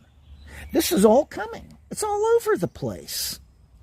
I'm looking at stories about people from military being monitored. Hello? They don't know what the fuck's going on. Clearly, they're under surveillance and they know it. Bases are being probed. Hello? Non-stop talk about Nazis and stuff. That's because that's their new system, and those are their heroes. Get it? Do you see democracy working here for Trump and Alex and everybody else? Hello? What about me? Everybody seems to think you're a million miles from my shoes. Not if you're from alternative media. You're far closer than you know. Currently, it's just a piece of paper separating me and you here. That's how thin the veil is for you on that one. But man, when you find out the truth of your circumstances, you're going to wish you had listened and that you had interviewed me. Everybody needs to be awake to this. It is a big fascist grab coming. You know, and they want to go after Iran. We're looking at world war, a nuclear exchange with Russia. And as far as they're concerned, it all fits their plans. They're just doing what they want. We can do what we want because we have power. Actually, next year, it'll be the end of America if Trump doesn't win. And they've been doing this decade by decade. That was the point of my book, A Logical Guide to Seeing and Understanding Corrupt Politicians. I show all the different pieces and how it connects for an end goal. And stalking and this technology are one key component to it. I checked the laws and the papers after 9/11. And the one thing that was clear to me is that more people than ever qualified for the counterintelligence program. Technically, it's hidden and off the books, but of course it is not. And what I realize is that more people than ever qualify for the counterintelligence program, COINTELPRO. And I knew that from that, more people were going to be put into gang stalking. You end up with COINTELPRO first. The next step from COINTELPRO is gang stalking. The reason why people like Paul Joseph Watson and Russell Brand, as two examples here, are not dealing with the gang stalking is because they are public figures with a large audience and voice and platforms. That is what protects them. Because it's all extremely illegal and they don't want a spotlight on it. But once that is removed, they will be dealing with gang stalking. And no doubt this technology. That's a statement of fact. You can know they're already agency targets based on their experiences. It's that simple. The point is, this is coming for everybody. They plan on locking up and murdering all sorts of people here that are on a threat list. That threat list is good people who are in the way of this corrupt system. And once they do this, it's going to have a chilling effect on the rest of the population. And how it'll be, I think, is they're going to grab the cities. It'll be gun-to-gun, door-to-door gun confiscation, and they're going to take the cities. And I think it'll be civil war everywhere else out in the countryside and stuff. You get it? Fucking with me, hang on. What'll happen is it's all going to result in chaos. So there will be civil war. And really, we're looking at the destruction of our country this year. So, and I just don't, minus public awareness, we've got no chance at all. And I see everybody is clueless as to what is coming. What I speak about is not what people want to hear. It's what they need to hear. You get it? This is why people can feel it and they sense it. But they've got no idea. And then you take a look at all of these elite operatives in Antifa and stuff. It'll be a color revolution while the government is all these people going along with government grabbing the bad guys. And those bad guys will actually be patriots. But you see, they're going to have all the woke people signed on board. And then the entire infrastructure of gang stalking is going to be activated. They're going to be targeting all sorts of people. It's going to be a field day. It's going to be like chum in the water with a whole bunch of sharks. Everybody's going to get to shine and be big boys and girls for government, and a pat on the back and a pat on the head. They're going to grab a whole bunch of people, kill off a bunch of people, and it'll be Antifa, these groups, these operatives, Color Revolution, all in support, by the way. Everybody who is not woke. So, quite literally, the majority of the population is going to be targeted by a minority of the population. Don't kid yourself. Most people are not. Nobody wants what they want to do with this country. Most do not. So what it gets down to is, quite literally, it'll be a smaller percentage of the population who are narcissistic and, bad people and non-thinking people who will be supporting the government as it goes around doing this shit. You get it? And they'll take the key cities. A lot of these cities have already been run into the ground. But they will. They'll take all of the key cities, no doubt about it. It's going to be like, what's that? The Hunger Games with the cities, That's how it'll be. And then it'll be civil war out in the countryside and stuff. If you look at prophecies, it's all throughout there. The blood of the saints. That's going to be, among others, people from alternative media here. When they do this grab, they will be executing very many people. In regards to many, they'll be making a public example to create a chilling effect. You get it? David Icke, all that is, and then off with his head. What kind of effect do you think that's going to have on the British? Hello? It'll be Alex Jones and his family, a Ruby Ridge thing. People will be angry as shit, but they're also going to be scared as shit. So how many people will have to die and be executed before people respond? So there are all sorts of possibilities here. But key thing is Israel and Iran here, shit with Russia, and what they want, it's guaranteed there will be no Trump winning. It's guaranteed AI censorship. And it is guaranteed, they just bumped it out. Hang on. But there's one more thing here that's guaranteed. They're blocking it. But when this system comes, all of these people on the no-fly list, this is the point. They are identified by law as threats to the government. So when this fascist system comes, they're going to be enforcing their fascist laws. You get it? It's no longer just reserved for the few. Oh, no, they're going after everybody. Oh yeah, it's guaranteed martial law. Those are the three things that have to happen. Have to, from the other side here. Has to be Trump loses, has to be martial law. Here they go again, blocking. Yet I just named this point. Trump loses, martial law, and cyber attacks. And it's not cyber attacks in and of itself, it's the result of it.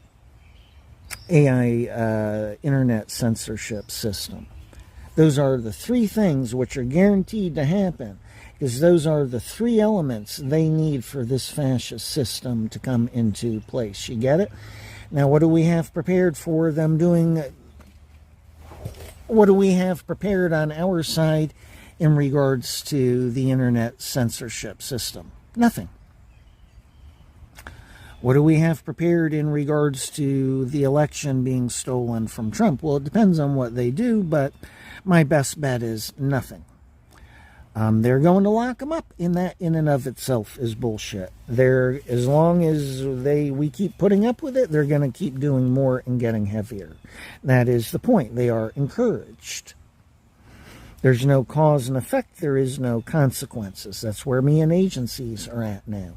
They fucked up for the last 22 years, mislabeled me, and now they have consequences because instead of cleaning their shit up, they just decided to be arrogant about everything. No, now you have consequences. We have more than 300 million Americans, and not one of them has gone after these corrupt politicians. Nobody's taken them to court. Nobody has even, it's blatantly obvious. A lot of these people are working for the Chinese. They're taking money from the Chinese. There is nothing being brought up in regards to the corrupt politicians and their links with foreign governments here. No, nothing. And the way I view it is the Americans with money, unfortunately, it's on them to do some of the fighting and cleaning up here because the agencies are all corrupt. If they want their country staying the way that it is, that's what they've got to do. So I look at this from God's law as well. By doing nothing, you actually take part in the evil. It's the same thing here with me. It's cause and effect. It's God's law. What I have to offer for everybody is positive. What happens as a result of not interviewing me is negative. It's real simple. The one that I get from this gang stalking that you do not, I've watched this progress the entire time. I've always known the final destination here. We are at it. That's the point. I am the canary in the coal mine. The whole entire point of agencies here is they target their own people. That is the entire point. They view you all as targets. You understand? And then take a look at the shit they're selling about me. I am also a target. From their point of view right now, I am officially a whistleblower. I am going to expose all of their fucking dirt here in regards to me and my family and their mistakes. They've brought that on themselves because they have power and this technology. They're just misusing their power and the technology here for getting away with what they want. Doesn't make them right. Doesn't mean they don't have something to worry about. If you interview me, it's game over for them. I think I'm finished. I feel like I've missed all sorts of points. This election is guaranteed civil war. You have to understand they want martial law. So they are going one way or another, they're going to create a circumstance for having martial law. When they have martial law, this fascist system is in. And they are going to, you thought it was bad with Biden before and the FBI, forget it. They are going after everybody. That was the point of people from January 6. When they put this system in, it's going to be the extreme laws for everybody. You understand? So I need some help. And then I've got my own family to think of once I get out of the country. Because shit's going to hit the fan in Germany also. Prophecies I've looked at, 2 bloody, extremely bloody civil wars in Germany. And this is going to happen in just the next couple of years. Next few. And I think what they kick off here, I don't know if it's going to happen the same time in Europe. I do not know. If they do, then it'll have to be something which threatens Europeans and America at the same time. I don't know what they have planned for a fascist grab in Europe. But they do have the camps there, and it is all set up.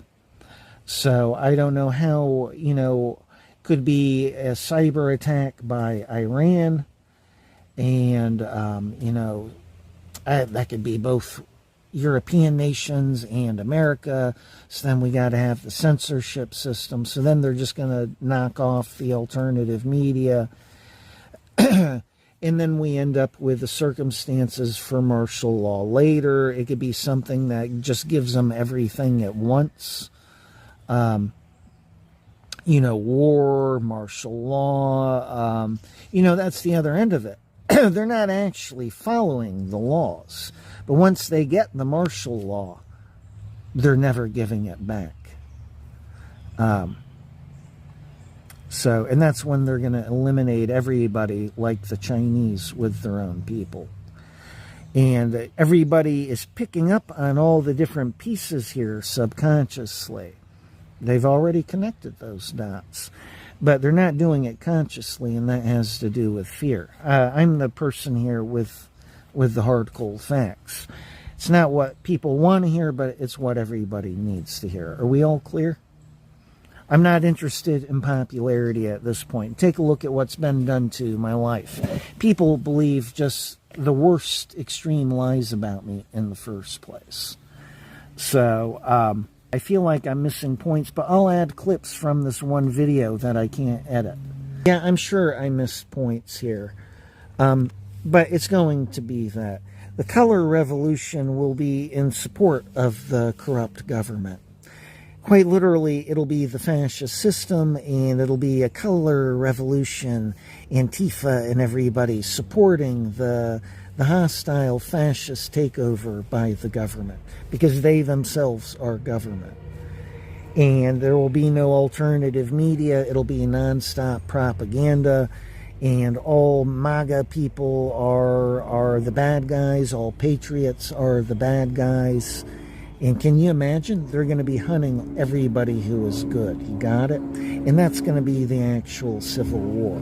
It's going to be a war between evil and good here. And they want all the woke shitheads with them, supporting them, the corrupt fascist system here, and for helping target everybody else. That is what is coming. That is Book of Revelation. That is the blood of the saints. And many other prophecies of Nostradamus as well. You have to understand how I look at things here. I look at it in terms of timelines. The elite are trying to create and insert a timeline based on the laws of creation. They understand how reality works here, and they're trying to manipulate God's laws for creating what they want, even though it's to the detriment of everybody and a violation of will. All the way around, it's wrong. But they are trying to create this and implement it and make it reality. I, on the other hand, see it for what it is, and I see this as a timeline that I do not want. I'm forced into these circumstances. I mean, if I were comfortable living down south of the equator, I'd already made it. I'd just be like, well, everybody else has got to figure it out. That's not my circumstances. These are my shoes, and I do the best I can, just like I always do. But the point is, if my message gets out, then there's a chance of being able to alter the timelines they want to create. That is what this shit is about. It's why in Day Thief I brought up the Antichrist. They're going to take a psychopath and pass him off as a saint and use this remote neural monitoring for creating fake miracles and getting away with it. That seems really far out and far away. It's not. This fascist system is happening this year. That is why Nostradamus said the Antichrist is going to make Hitler look like a baby in comparison, a toddler. Because it's going to be this fascist system with a psychopath ruling it. It's going to be at least as bad as North Korea. Hello? So it seems far away, but I guarantee you it is not. It's going to happen in the twinkle of your eyes here. You will blink and it'll be here. And everybody has their pants down, just like it states in prophecies. I understand the prophecies. I understand how the nature of reality here, how this shit works. I've been all the way beyond the belly of the beast in regards to corruption and agents and agencies and the elite here. And I'm telling you, it's coming. And this is how it's going to happen. So I would appreciate some help here. I will be taking the videos down once somebody agrees to help. All the agency shit will be down. I'll leave the videos up about the elite. But all the agency shit I'll take down before interviews. Once I do interviews, I'll not be bringing up particular agency murders and stuff. Won't be doing it.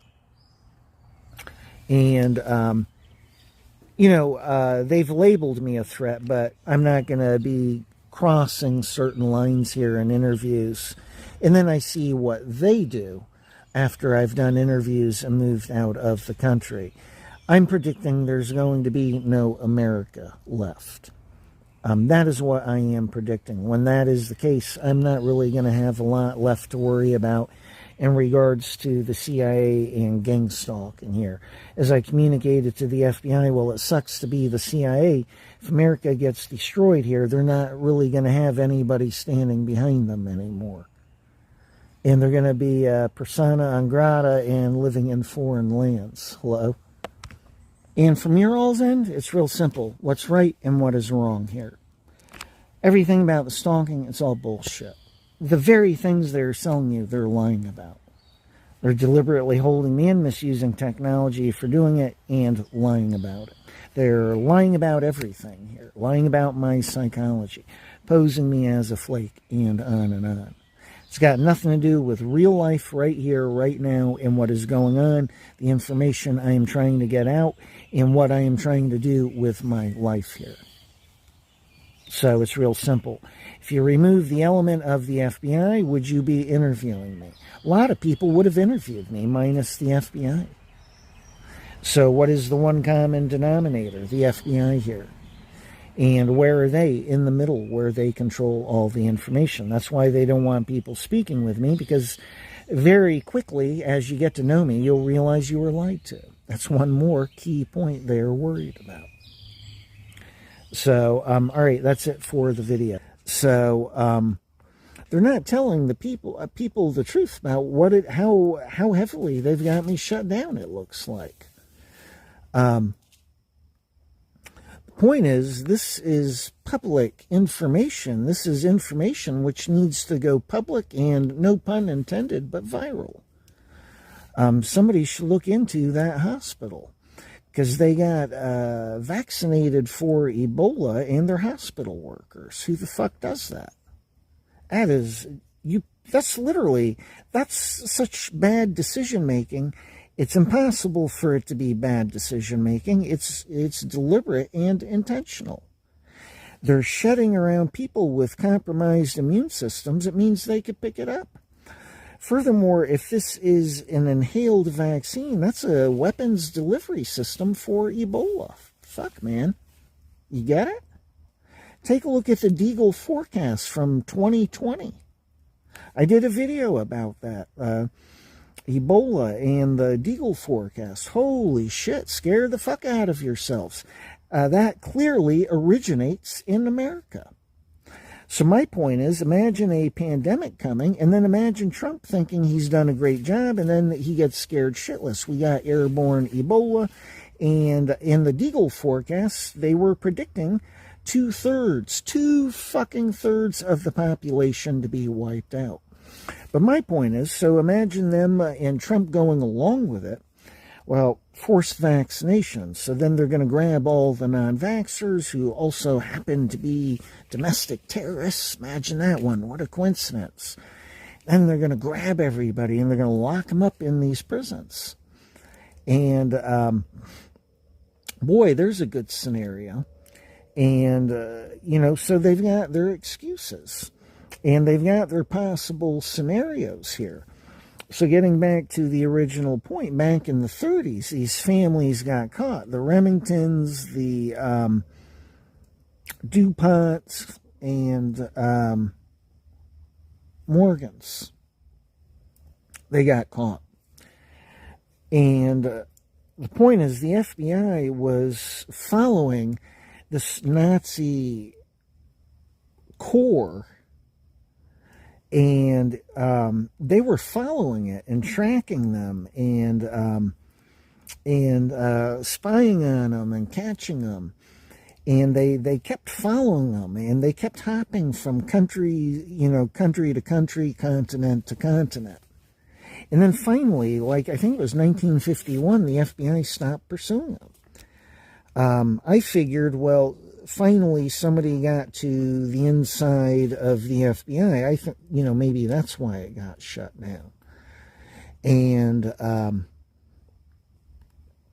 man, the shit I could say. I mean, Hoover was corrupt. He was corrupt as shit. And what we're looking at these days is far, far worse in regards to the FBI. Nobody would know better than myself. June 9th, 10:49 a.m. 2024. So as I was saying, nobody would know better than myself. Really, one of the key messages here is how out of control agents and agencies are. In regards to J. Edgar Hoover himself, I can end a long disputed mystery. Everybody, you hear the rumors and the stories. J. Edgar Hoover was corrupt.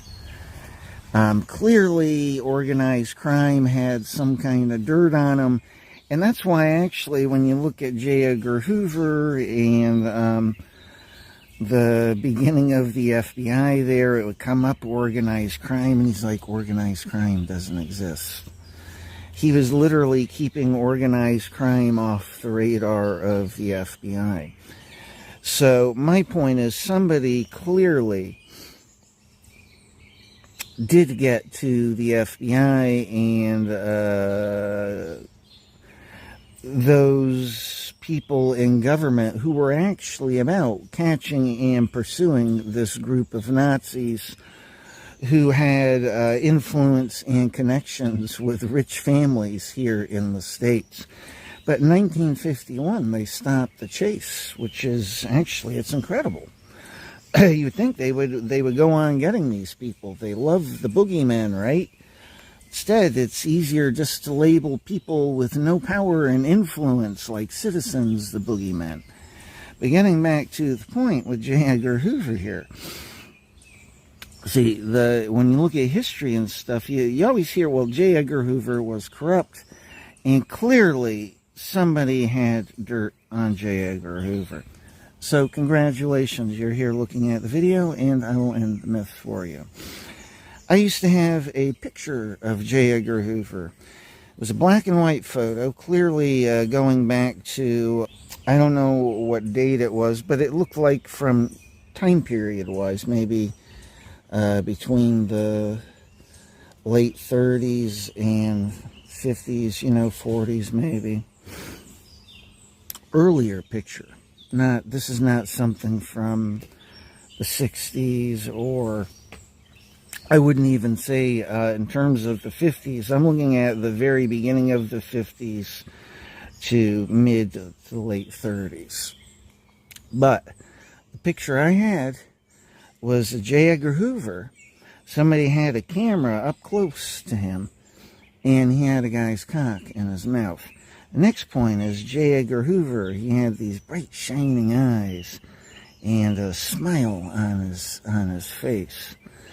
And he looked like a nymphomaniac 16-year-old slut.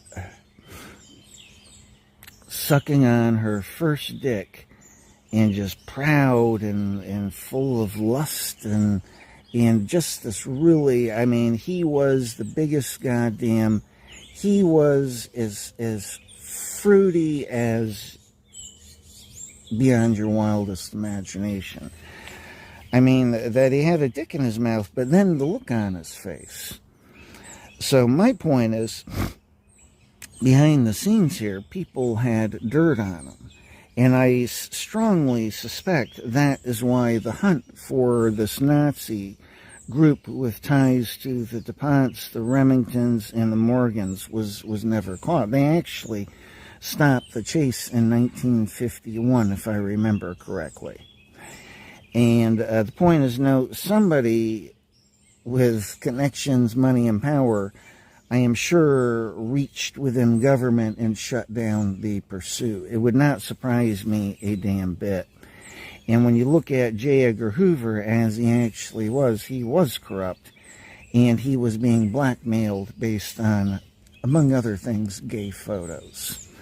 The FBI themselves, what they did is they took my goddamn photo. It was in a porn magazine I had back when I was in my early 20s. Somebody had leaked it.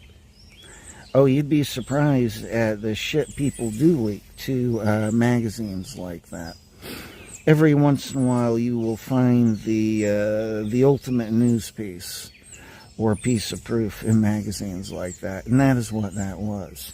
But believe it or not, the FBI stole it because it looks bad for their business. J. Edgar Hoover sucking on a cock like a little nymphomaniac 16-year-old, sucking on it and proud and happy.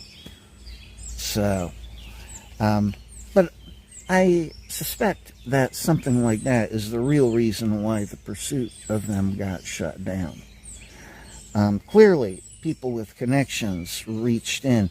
I really hear Alex Jones speak about this, the whole thing with Hydra and James Bond here. I used to read those books as a kid. I used to read the James Bond books. When I look back, even back then, I was like, these are not the best books. They're kind of dry and bland and kind of tacky and stupid. But I read them. I did. I read quite a few of them. It's like that. It's like the whole thing with Hydra and Blofeld and Pussy Galore and all that. It is a criminal organization which exists outside of governments and has influence within governments across the world. It's exactly the same. And it looks to me that is why the chase for them got shut down. They finally got inside of the government, reached within, and had the investigation shut down, because to shut it down makes no sense. That investigation was about a group which literally tried overthrowing America. And then look at the response to it. Everybody tries to act like it never happened, doesn't exist. Oh, that's in the past. Are you kidding? Those families with that money, all that money and power, they did not go away. They're like, oh no, let's see, we could end up owning America and all the people become our worker slaves. We'll get rich as shit. We just kill off the non-desirables, make everybody else work for us. Oh no, they're looking at becoming plantation owners and making all of America the plantation. And we gotta work for the master. You got that one? That's what they're looking at. Plan never went away. This is where I'm balls to the walls infuriated with people from alternative media. You could at least put the information out there if you can't put my fucking name out there. And, this shit's important. And oh no, just a bunch of jackasses, big shots. I'm not part of the club and team. Just gonna call the shots here in regards to people playing your asses. Quite literally. Oh no, not you. You're intelligent. Oh, homie to homie here. We're using the German method. Take a good look when it gets there. They're gonna nail your ass. You're already on the goddamn radar for agencies. You can't figure out where the world's going here and how shit's going to play out when they declare their martial law. You think it's going to happen just in America? If you looked up those FEMA camps, they're all over the place. They're not just in America, they're also in Europe. But my point is, for alternative media, most of you don't get the game you're in the middle of here. Quite literally, most of you will literally be dealing with being grabbed and put in a FEMA camp, detention center, custodial facility, if not gang stalking, and this technology, which many of you will be doing. If they go for the internet censorship first, you will be experiencing gang stalking and technology. You think you're going to get your voice out? You fucking dream. You will be official targets and stalking, and all the power of government will be against you, just like in my life. Your computer will not even operate normal. Your tablets, your phones, you will be able to communicate with nobody except who they decide you can communicate with. And the only people you're going to be able to communicate with in the future are people they have tricked. Doesn't matter what the FBI is claiming. What matters is that you find out and speak with me. That's the only way you find out. The point is, once you do that, you're going to realize the FBI lied to you in a million different ways here. The whole thing counts and relies on everybody not communicating with me and speaking with me and just having real dealings with me. I'm a normal person in very bad and dangerous circumstances. Look at how they label it all, so you're not even communicating with me. That's not on me. But getting back to the point, that is the fate and reality of the alternative media here right down the road, whether you believe it or not. It's got nothing to do with my psychology. Quite frankly, you could analyze reality and realize that is indeed what is going to happen to most people from alternative media. You go, well, it hasn't happened yet, therefore it isn't. Boy, you're fucking stupid as shit. You better be looking at what's coming. That plan from the 30s, part of it was about eliminating, killing non-desirables. Holy shit. Boy, nothing, no reminder of Nazi Germany on that one. My point is, literally, they will be executing people when they make this grab. They will have certain targets which have already been marked for being executed. Then it's just the government's word over the dead persons. They'll say they resisted and they were killed. Actually, they were executed. So a lot of people from alternative media are going to be executed. That's why in the one video, I included this guy from Syria and when the military took over, and he's burying bodies, and how all the civil stuff got switched over to military. They're going to do the same thing here. It's all set up. The bad guys have been officially labeled on the books here, domestic terrorists. They've already got their prisons in place. They're going to grab many. And when they make that grab, they're going to execute many. And they'll just claim, well, just victims of war here. They resisted, and really, they'll be executed. And then others will be grabbed and taken to prisons. Others will be publicly dragged through the news. Many will be executed, and it's all about encouraging hatred and separation. They are going to, already haven't they grabbed Steve O'Bannon again? Steve Bannon? Did I say O'Bannon? Or it's them fucking with me right now. But they just grabbed him. And let's see, we've got Trump's situation coming back at second week of July. Same thing with InfoWars. Clearly, they want InfoWars out of the way and removed. So they're just already removing all of the obstacles to them before it happens, so that it goes a lot smoother and easier. Personally, if I were Alex, I would live to fight another day. Get the fuck out of the country. Go live with Max Kaiser. If you have to, retire from the business. You got nothing to accomplish by staying here and dying. You'll get yourself killed and your family. I'd say that's it. They're going to win. That's the final thing coming here. This grab, it's the end of the country. Don't kid yourself. It's going to be permanent civil war after that. Do not kid yourselves. They will own the internet and control all the information. All of the alternative media will be labeled the bad guys. Many will be used for public display and for cowing the rest of the world. David Icke. All it is, and then grab him, and then it's the next scene is off with his head, publicly executed. Scare the fuck out of everybody in England. This goes all the way back to when I was with Horvat. I was like, well, clearly they're saving this guy. And I was like, oh, well, they're saving him for when they put this plan into place, no doubt. It's in Book of Revelation, the blood of the saints. They're going to take all the good people and execute them, many of them, publicly, to make an example and to create a chilling effect. We're going whole Chinese system here, you get it? Except it's not about communism. It's going to be absolutely fascist. Thus, all of the Nazi references. You get it? That is coming. So if you're from alternative media and you've already been hit up with COINTELPRO smear campaigns in regards to rape and everything else they've been running around accusing people, God only knows what they accused Dan Bongino of, but he's dealing with shit. You're already dealing with shit, and you can't figure out that there is no difference between me and you and what you're dealing with. The only difference is you've got a public spotlight and you're in alternative media. That is the only difference. Once that's removed, you're literally in my shoes. Could have done the math in regards to analyzing reality.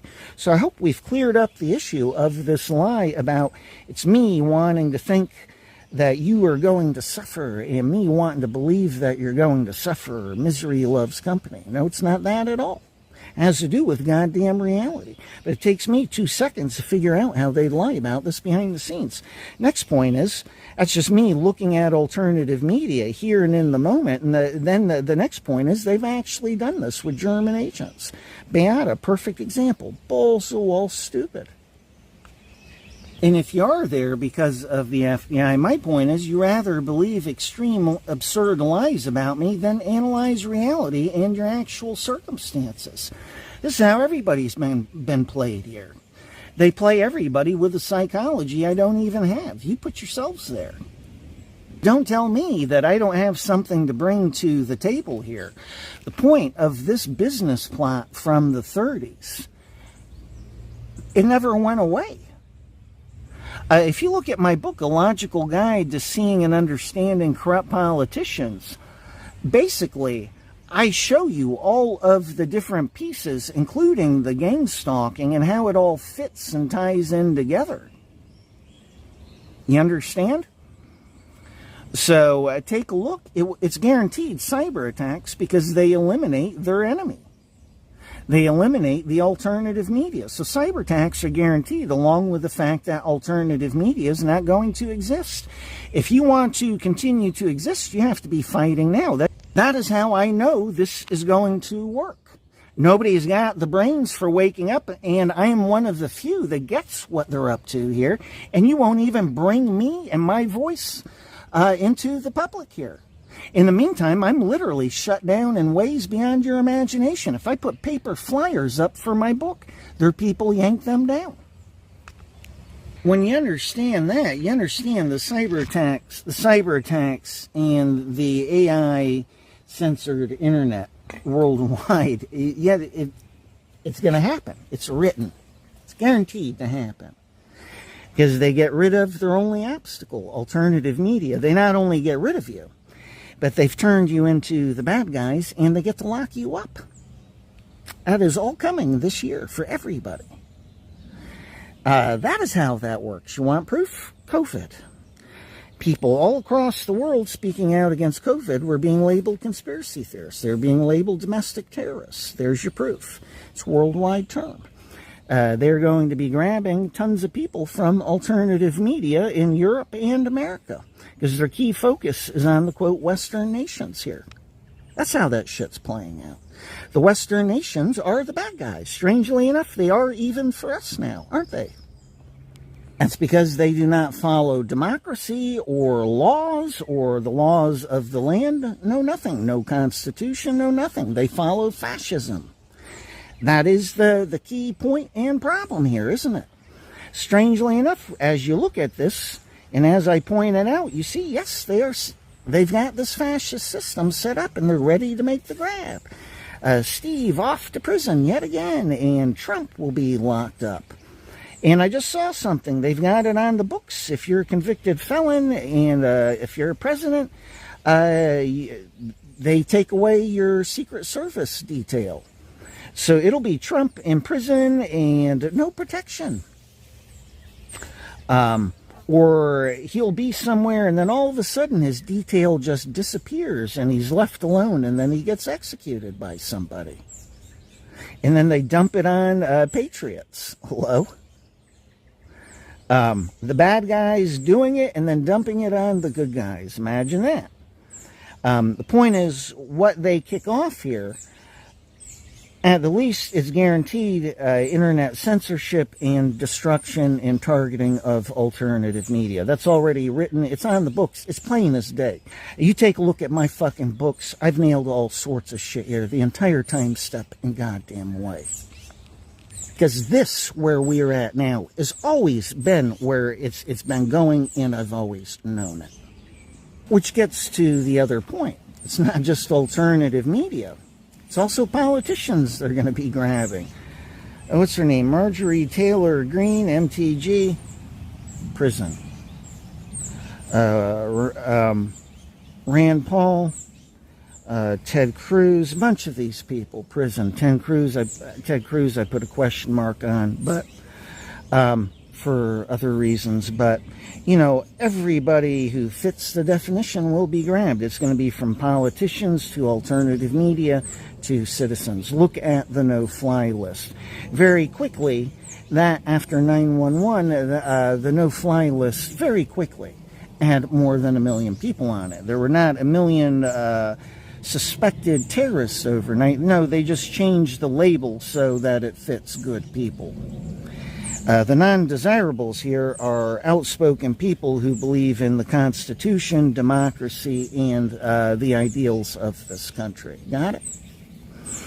No, people in this country didn't change overnight and become a threat. The government did, actually. They went and just labeled over 1 million people as threats. That no-fly list is everybody they're going to be grabbing up. It's not going to be a few hundred. I heard Alex speak about this. He's balls the walls off on that one. No, it's going to be thousands upon thousands, and quite literally, it's going to be more than 1 million people grabbed, and that's just in this country. It's going to be balls to the walls chaos in this country. Once that kicks off, it's going to be permanent civil war.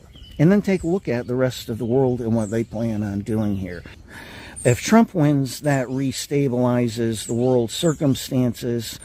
It stabilizes our economy, and as a result, the world economy, and it will hopefully restore some, and guaranteed it'll restore faith in the dollar. So Trump has to win, which is one more key point here. If you understand, Trump will totally fuck up their plans, because first thing he'll do is restore oil. Prices are going to drop. They need the economy fucked up. It is a major piece and part of their plans here. Trump will destroy all their plans simply by doing that.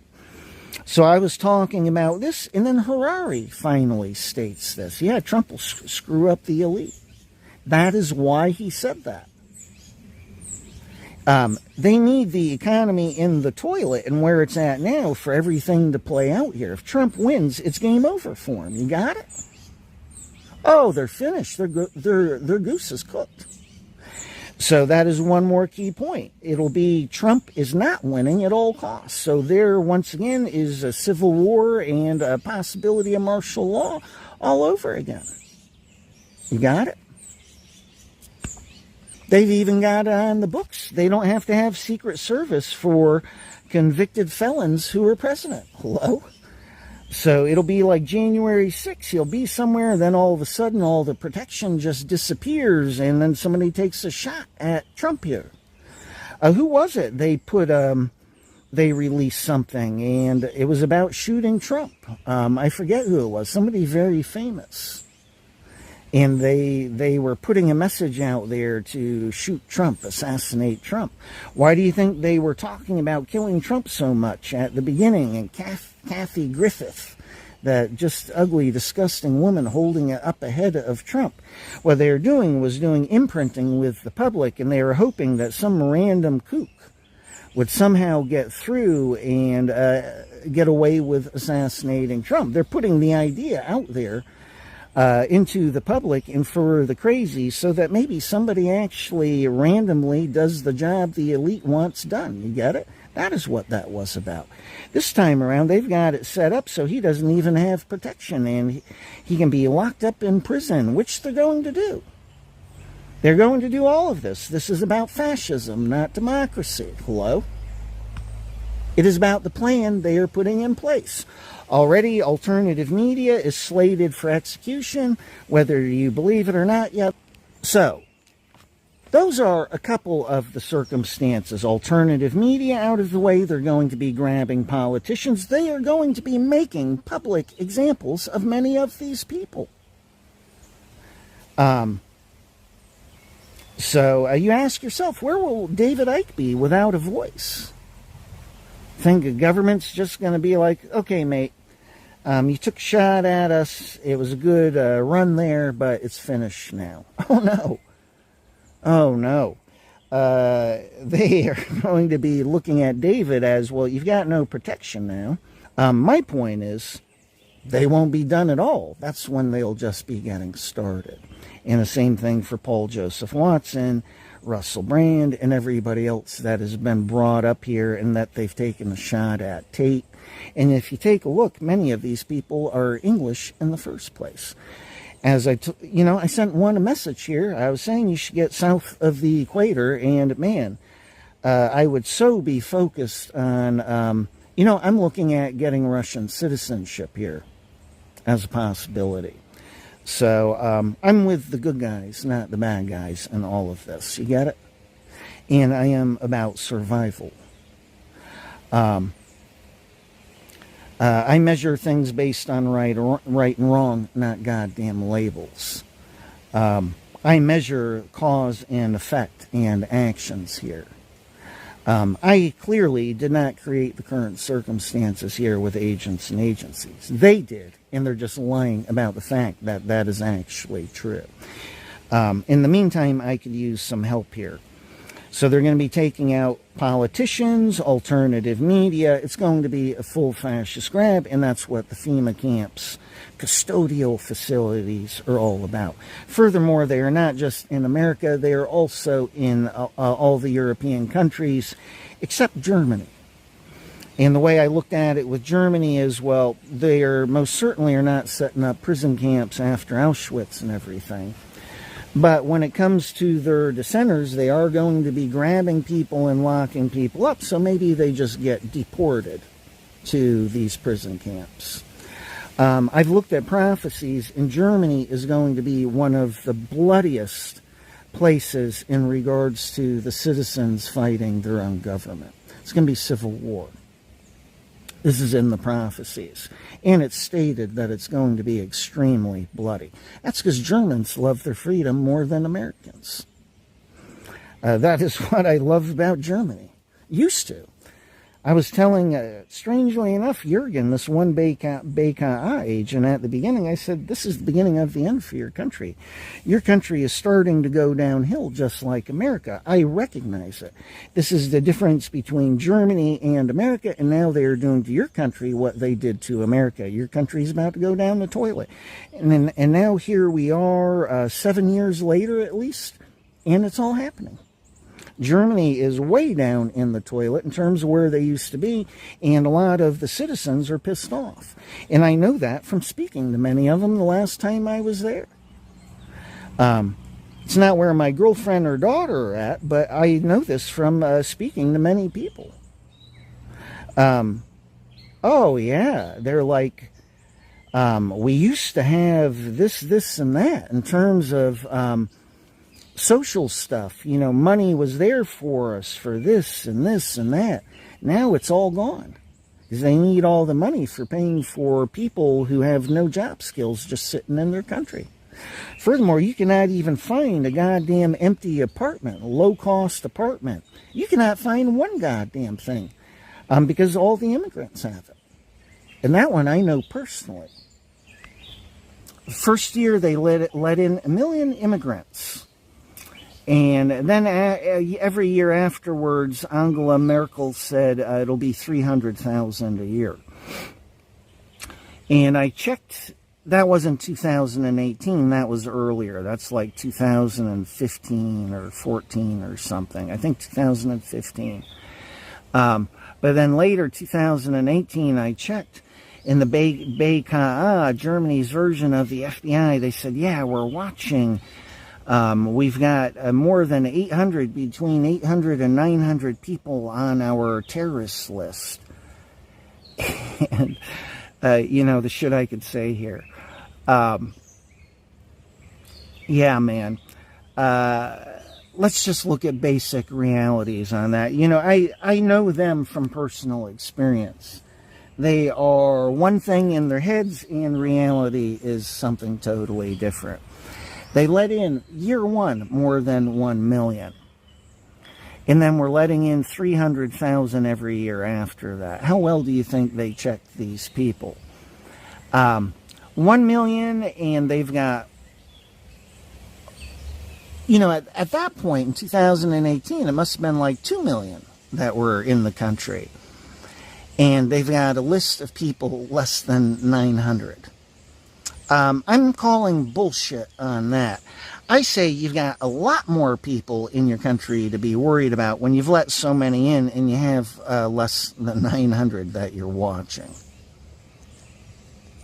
I want to switch gears here and let's get into the illegal programs and technology. What's his name? Peter Thiel. Boy, that guy's name keeps popping up all over the place in regards to this shit. That's one more somebody needs to do. Sell posters of the different players and how they connect behind the scenes and the programs and technologies they are involved with. There was somebody who had done this and he got shut down. He was showing the connections between corporations and agencies and family lines and stuff. They shut that down. That's how worried they were about that guy. They don't want to be clearly identified and wanted posters up of themselves. You get it? That's a big money maker for somebody who doesn't get the system that's coming up here. The reality is, I don't think any of this can be stopped. If I could get my voice out and interviews done, I could put a huge dent in things and have the public aware and conscious, embracing for the impact of the system that's about to happen. That's the most I can do. I'm still getting out of the country. How I look at this, God is measuring everything here in everybody's performance here. That's exactly how I measure shit. There's nothing wrong with my performance and the job I can do. There's something wrong with everybody's perception so that they don't realize that I'm on the money here, I've got something to offer, and I should indeed be out there speaking about these things. That has to do with everybody's perceptions. Left to your own devices, a lot of people would have been interviewing me. What is the one key denominator here? Point and reason why it has not happened. The FBI. Strangely enough, that points to something. You got to do your own thinking here. I've pointed out all sorts of shit. It's like I told my ex, we'll see how stupid the alternative media is this time around. You are like German agents insisting on your ignorance, as far as I'm concerned. Now, what I offer here and what I bring to the table is valuable. This system's about to happen. You're thinking in terms of how it's always been. That is not how it is now. You're fucking up. So you take a look. They're taking Trump out of the picture. It is Trump has to lose at all costs. So already we can know there's going to be, the election's going to be stolen. How will they do it? Well, they've got a lot of possibilities. If somehow Trump wins, They can still play him with a pandemic and vaccines. It wouldn't surprise me if he went along with forced vaccinations. Somebody is whispering in his ear that he's done a good job. That's because he has not seen the real results. But I don't expect Trump to win at all. That's an absurd pipe dream. No, it's keep Trump from winning at all costs. Take the alternative media out of the picture. Are you starting to understand the real picture here? From NPR News, I'm Guy Raz. In 1933, Senator Henry D. Hatfield, a Republican from West Virginia, wrote a letter to a friend complaining about President Franklin Roosevelt. This is despotism, this is tyranny, this is the annihilation of liberty. The ordinary American is thus reduced to the status of a robot. The president has not merely signed the death warrant of capitalism, but has ordained the mutilation of the Constitution unless the friends of liberty, regardless of party, band themselves together to regain their lost freedom. When Sally Denton came across that letter, it sounded amazingly contemporary. So she dug further and came across a whole series of attacks and even plots against FDR. She's written about it in a new book called The Plots Against the President, and the story begins just weeks before Roosevelt's inauguration in 1933. It was one of the darkest moments of the Depression, and many people in America were calling for a dictator to get the country back on track. Unemployment is skyrocketing. The country is rocking precariously, economically, in all ways. And it's hard for us today to realize that in 1933 that the country was reeling. There were suggestions that capitalism was not working, that democracy was not working. Various intellectuals, and I mean not crackpots, were really considering the possibility of fascism, of communism, of socialism, of Nazism. The whole country was in play. We often hear about the times just before President Kennedy was killed and how he was really vilified by his opponents, and some people suggest that that is what led to his assassination, that climate. You describe an almost similar climate in the early 1930s, 1933, that surrounded Roosevelt. Talk about some of the people who were sort of vitriolically opposed to him and what they said about him. As I was writing this book, sometimes I felt like I could close my eyes and just transpose, modern day vitriol to what was happening. There was this sense that Roosevelt was radically changing the relationship between the government and the governed. And there was great fear about that in many quarters, both the right and the left. So you had these enemies like Father Coughlin on the right, who was concerned that he was becoming a communist, a tool of Jewish moneyed interests. Then Huey Long on the left, who thought that he wasn't going far enough to redistribute the wealth. And then you had, right-wing reactionary veterans organizations. You had Wall Street interests. It's interesting because there was really genuinely a conspiracy at a certain point to overthrow the Roosevelt administration, to replace it with a kind of a crypto-fascist movement. And this was the people behind it were mostly financiers, bankers, part of a group called the American Liberty League. Who were they? Well, they were some of the wealthiest people in America. I think the handful of people that were really behind the Liberty League controlled assets worth more than $40 billion. They thought he was a socialist, or even worse. They thought he was a socialist. I don't know. A lot of times it was unclear whether or not they were able to even distinguish between what a socialist was or a communist. Or there was just this sense that he was upsetting the status quo. These bankers were behind something that became known as the Wall Street Putsch. What was their plan? They thought that they could convince Roosevelt, because he was of the patrician class, they thought that they could convince Roosevelt to relinquish power to basically a fascist military-type government. It was a cockamamie concept. And the fact that it even got as far as it did is pretty shocking. How far did it get?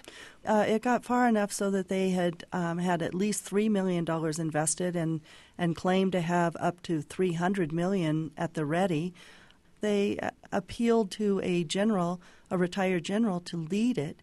And had he been a different kind of person, it might have gone a lot further. But he saw it as treason and reported it to Congress. There are elements and themes in this book that seem almost to have been ripped from today's headlines. You know, talking about President Roosevelt as a part of a Jewish conspiracy, it sort of makes you think about the birther movement and whether President Obama was born overseas or if he's a crypto-Muslim. And did that occur to you as you were writing this? Oh, absolutely. It was stunning to me that all these kind of paramilitary organizations and trying to prove basically that he was not one of us. I mean, this whole fear of the other and the demonization of Roosevelt has so many parallels to what's been going on in the country with Obama. And he was of Dutch Huguenot ancestry, and they were trying to prove that he was Jewish, trying to trace his bloodlines. You know, it seems to me that going through history here, there are times that we need to have a demon, somebody that's not of us, in order to solidify our fears and our anxieties. And I don't know what that is in the impulse of the American body politic, but the fact that this is 75 years later and some of these same impulses are continue. That's author Sally Denton. Her new book is called The Plots Against the President. President Roosevelt, of course. Thanks so much for joining me, Sally. Thank you.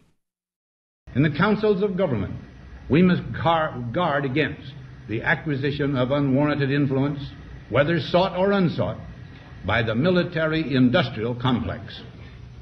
The potential for the disastrous rise of misplaced power exists and will persist.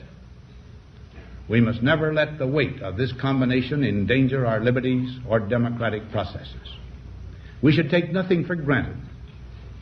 Only an alert and knowledgeable citizenry can compel the proper meshing of the huge industrial and military machinery of defense with our peaceful methods and goals. James, let me ask you, I think I know the answer to this question. Wasn't Prescott Bush involved in the founding of USO to kind of cover up his whoops, I was doing so much business with the Nazis kind of action? You stumped me. I don't know. I've never, but you're probably right if you say so. Well, we'll have to check that out, or we'll just pose that out to the rest of the audience as well. So even some of the other folks that are connected to Epstein that show up on the the Lolita Express on the rolls, people like Bill Maher from Tellish. So politics to high-powered media, you go, gosh, I wonder why this story doesn't get that much more coverage. But James, I mean, I've been talking about it on the morning show as far as just fake left-right politics goes here in the States, but just keep the popcorn popping, man, because it looks like the fake left and the fake right are all just kind of destroying each other. But of course, out of this destruction can arise what they often call for. Our second story this week on New World Next Week, episode 372, Russia says New World Order being formed. Russian Foreign Minister Sergei Lavrov declared that the Western liberal model of society is dying and a new world order is taking its place. Lavrov made the comments at his annual meeting with students and professors, because that's always an important part of disseminating propaganda out throughout society, at his foreign ministry's diplomatic academy. Quote, the Western liberal model of development, which particularly stipulates a partial loss of national sovereignty, this is what our Western colleagues aimed at when they invented what they called globalization, is losing its attractiveness and is no more viewed as a perfect model for all. Moreover, many people in the very Western countries are skeptical about it, Lavrov said. According to him, global development is guided by processes aimed at boosting multipolarity at what we call a polycentric world order. So, James, did he actually say new world order, or did he say polycentric world order? And either way, does it matter? It's still ringing that bell, blowing that dog whistle. Well, that's right. I mean, I'd have to brush up on my Russian and check the translation, so I don't know. But yeah, polycentric or new world order, it's the same thing. And this is an important part of the story that often gets neglected. People rail against the globalization, the system that they see coming into view, rightly so, because it's horrible and it's obviously planned by people with nefarious intents in mind. But then when you topple that, what's going to come in to fill that power vacuum? And perhaps the real aim is to get the thing that comes in to fill the power vacuum. Maybe that's people who are sophisticated enough to see where this is going can set up the straw man so that you topple the straw man and then they can present the real solution. That's how these things work on a higher order. And I think This is the way we need to conceptualize the bringing in of the New World Order. It's not going to be the big straw man that you're attacking. It's going to be the thing that they're going to bring in to solve that problem once the big destruction has taken place. So I've talked about it many, many times. The polycentric world order and the bricks are the saviors narrative is one of the narratives that have been presented to people so that they will eventually accept what will amount to a form of globalism. Not necessarily the globalism that people see right now, but it will be a form of globalism. But it'll be better globalism. No, it won't. It will be the same thing in the end. And this is an important point. It's not one that I can make quickly, but I have written about it at length before. I will point people to an editorial that I wrote 4 years ago called How to Really Defeat Globalism, which talks about this false dialectic of nationalism versus globalism. No, it's not. That isn't the dialectic. And when they get you thinking in the wrong way, then it doesn't really matter which side of that phony debate you take, because you're going to end up at the same place. It's an important point. I hope one will that will strike a chord with people, or at the very least, people will be intrigued enough to check that out, because I think it's important that we really get to the roots of this. Because what is the real solution to this? Are you going to choose, oh, I don't like that collective, I prefer this collective? Wait, maybe there's another choice that's being precluded from our vision here. I actually saw someone on Twitter today. My one long time. I don't really like to think of it as social media, but I saw someone on Twitter today have a quote that essentially said, they give us our heroes and they give us our villains. I was like, hey, I've been saying that on my show, and it was a quote from Albert Pike. So indeed, these seeds are planted, and you essentially said a variant of something else I like to say. If they can get you to ask the wrong questions, they don't have to care about what the answers are. Was it a Mannlicher Carcano or Mauser? Which rifle did Oswald? It's those kind of questions. If they can get us fighting over things that ultimately are of no significance to the powers that shouldn't be anymore. They were the most sophisticated satanic warrior type person. They knew 5-6 languages. They knew the ancient Twilight languages. They knew how to conjure. They knew how to use Belteshazzar, Okwam, all these old Pictish languages of the Druids to summon. They are the real Luciferian. They've been through many human sacrificial things. So they sat there to tell me some of those things, what they've been involved with, how they sacrifice a human. I'm listening to all the stuff from them. And then they said to me, you have no idea, Russ, how many of us there are out there. How many satanic, they use the term, chosen ones. You have no idea how many. You have no idea what's coming. We smell Christian blood. We are waiting for our day. And when the call is given, millions of us will be released. And they looked at me and said, you believe in revivals and you believe in Pentecost and the power of God. You believe in all that. We believe in the Black Awakening, a multi-continental release of power to activate the program demonized, where they've weaponized the demonic powers to these super soldiers. John Bound reporting for InfoWars. Well, why has the Biden administration hidden a terror attack on our Marine Corps base in Virginia from the American people? This is one of just many attacks on U.S. federal facilities in the past few weeks. Why is the Biden administration quiet about it? It's a good question. Could it have anything to do with our southern border as an entry point? We'll get there. Don't get ahead of me in the story, people. Just wait a second. Did you hear about this? Did you see this story at all on CNN? Did you read about it in the New York Times? Did you see any mainstream journalists covering a terror attack on the American Marine Corps base a few days ago at Quantico? No, and there's good reason for it. It goes against their narrative, so you won't hear about it. So what happened? Well, thanks to some excellent reporting by a local reporter in Virginia by the name of Kelly Sienkowski, writing for the Potomac Local. The only reason we even know about this story the only reason we even know about this story is because of her reporting. Give this girl a raise, for crying out loud. Here's what she uncovered, and I'm going to quote now. 2 terrorists inside a box truck tried to force their way onto Quantico Marine Corps base. They didn't want to release this information, but after being pressed by Potomac Local News, base officials admitted that in early morning hours of Friday, May 3rd, 2024, 2 men drove a truck up to the base's main gate on Fuller Road, told guards they were contractors for Amazon who were making a delivery to Quantico Town's post office. The town is located inside the military base. The men did not provide any access credentials, and police determined the vehicle had no affiliation at all with the base, so officers then directed the truck to a holding area for standard vetting procedures.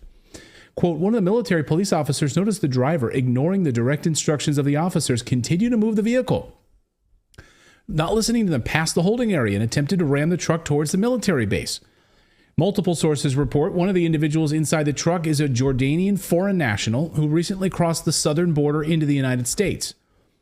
And one of the occupants is on the U.S. terror watch list. Quantico did not confirm that part of the information in their story. Sources also telling them that the security on the base has been heightened since the incident. Mass email was sent to the personnel urging them to be on high alert at Quantico. Now, the Quantico incident mirrors others at military installations across the United States, and the White House have raised concerns about security protocols and the safety of personnel following 3 separate incidents involving unauthorized vehicle access. Are they all on the same page here? They're all pulling from the same playbook? Getting box cars, getting white box vans in order to carry out some sort of a massive explosion inside of these military installations in the United States? 2 days after the incident in Quantico, a vehicle crashed in the outer perimeter of the White House, resulting in the death of the driver. Joe Biden, who was away for the weekend in Delaware, was not present during the incident. The Secret Service confirmed there was no threat to the White House. Okay. The driver, whose identity has not been disclosed, was found dead in the vehicle following the crash. It was after 10:30 p.m. They put security measures in place, trying to figure out the underlying factors involved. Separately, tragedy struck at a joint expeditionary base in Little Creek in Fork Story in Virginia on Sunday, April 28th, when a driver attempted to breach security there at the gate, crashed into a hydraulic barricade.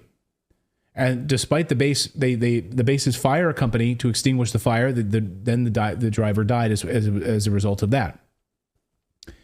And apparently the driver ignored the security guards who told him to stop, didn't listen, and crashed right through it on purpose at high speed, intentionally trying to go right through the barricades. Then on April 3rd, a few weeks before that, Naval Base San Diego. We reported this here on the show.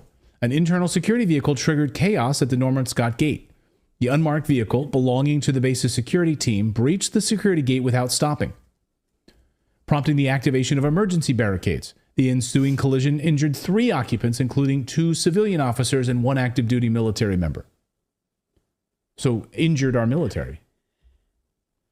On March 27th, at 29 Palms, California, Chinese national attempted to gain access to the Marine Corps Air Ground Combat Center.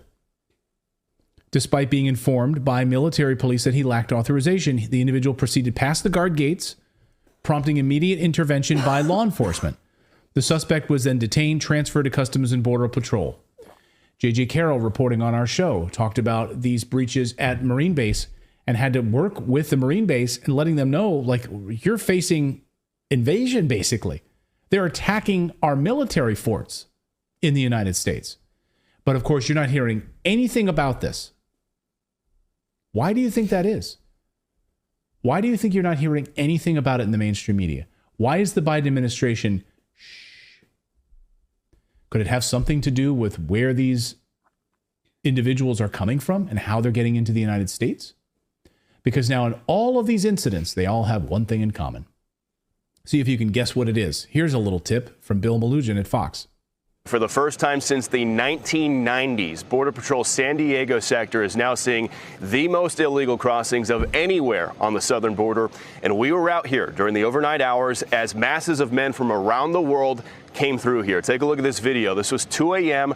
right where I'm standing, right here in Jacumba, California, about an hour east of downtown San Diego, as we watch men from the Middle East and Asia pouring in here very nonchalantly as they cross illegally. Several of them are what are known as special interest aliens. That means they are coming in from countries with potential national security concerns, and they should be subject to additional DHS vetting. We talked to these guys. There was not a single one of them from Mexico. Not a single one of them from Mexico. all coming, and many of them coming from countries of interest, special interest.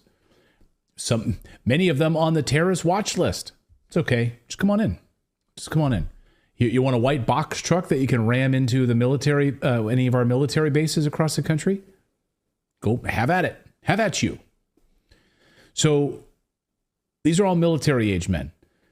Bill Malugin also spoke with a citizen who collects all of these passports and IDs that are scattered all over the southern border and has an entire room devoted to them. Watch this. And then take a look at this. We met up with a local resident out here, Corey Gotero. He's former U.S. military. He goes out and he collects all of these discarded passports and ID cards from these illegal immigrants from all around the world as they cross here in the Hakamba area. He's got an entire room full of them. You'll see passports, IDs from China, Afghanistan, Pakistan, Saudi Arabia, Turkey, many others. You'll notice many of them are burned or shredded or destroyed in some way as these illegal aliens try to destroy some of these documents as soon as they arrive here in the United States, trying to hide who they are and where they've been. And Gotero says that is a security concern. They're just dropping this stuff on the ground to come here and assume a new identity. So that's a little bit scary with my military background and seeing the people that are coming across that male, these are all military age males. People keep saying that. I've got the proof right here.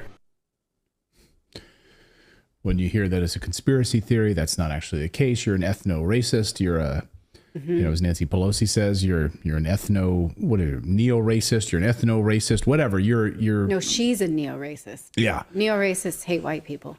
But this is what's happening in the United States. But again, we'll wait to see if the Biden administration actually answers questions about these attacks on our military installations. I'm mostly concerned what's going on in San Diego and what's happening in 29 Palms and what's happening in those San Diego facilities, as we've been warning you here on the show.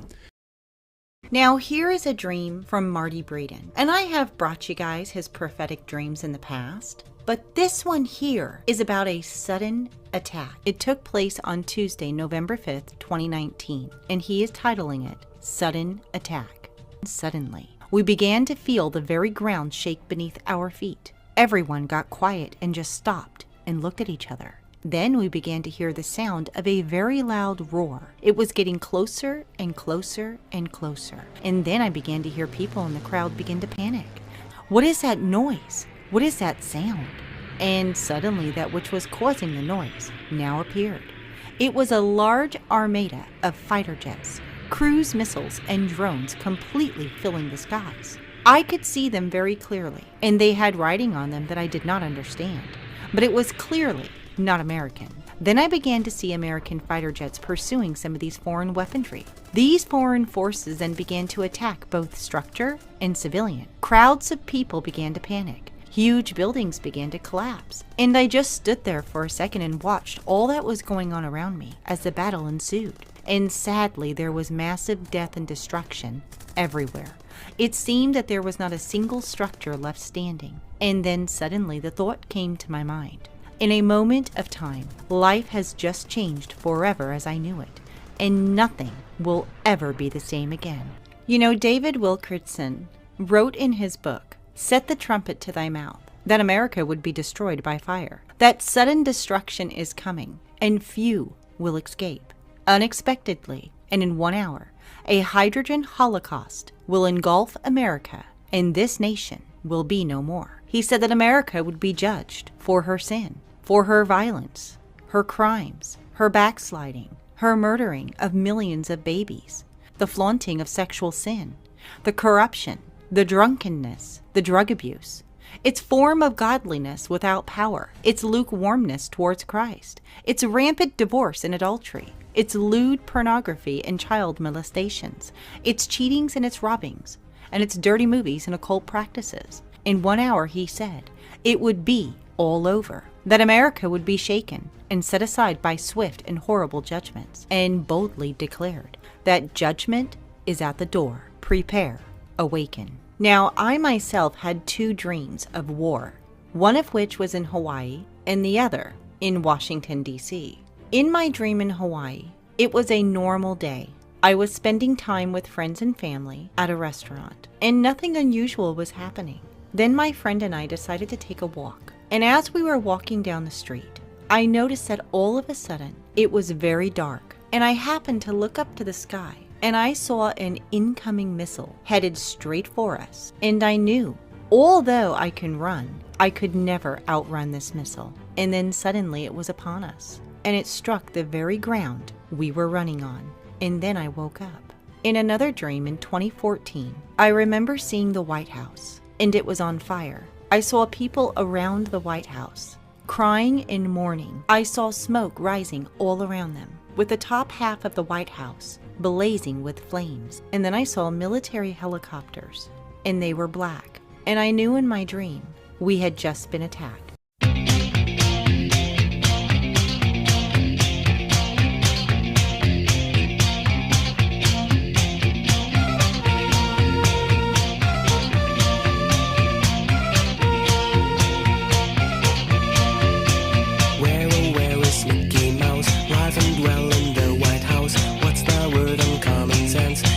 Sitting on the fence, have you seen the mastermind? Someone smashed it from behind. Leaders, saints, and honest men. What's become of them today?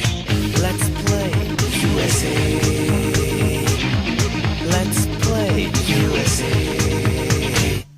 How I love the life I lead. Cannot think and cannot read. Watch our values slip away. Play the game of USA.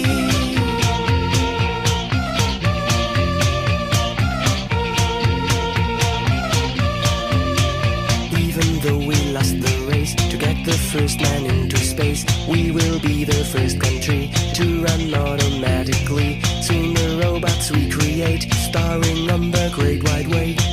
Let's play USA. Let's play USA. How I love the life I lead. Cannot think and cannot read. Watch our values slip away. Play the game of USA.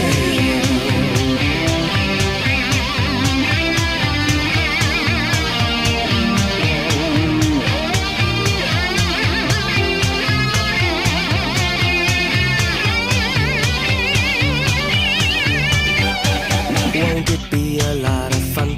Every man will own a gun. Shoot the ones whose point of view makes a point that bothers you. Go on and pollute the land. Clean air will be sold in cans. Did you hear the master plan? One nation under Disneyland. Let's play USA. Let's play USA. How I love the life I lead. Cannot think and cannot read. Watch our values slip away. Play the game of USA.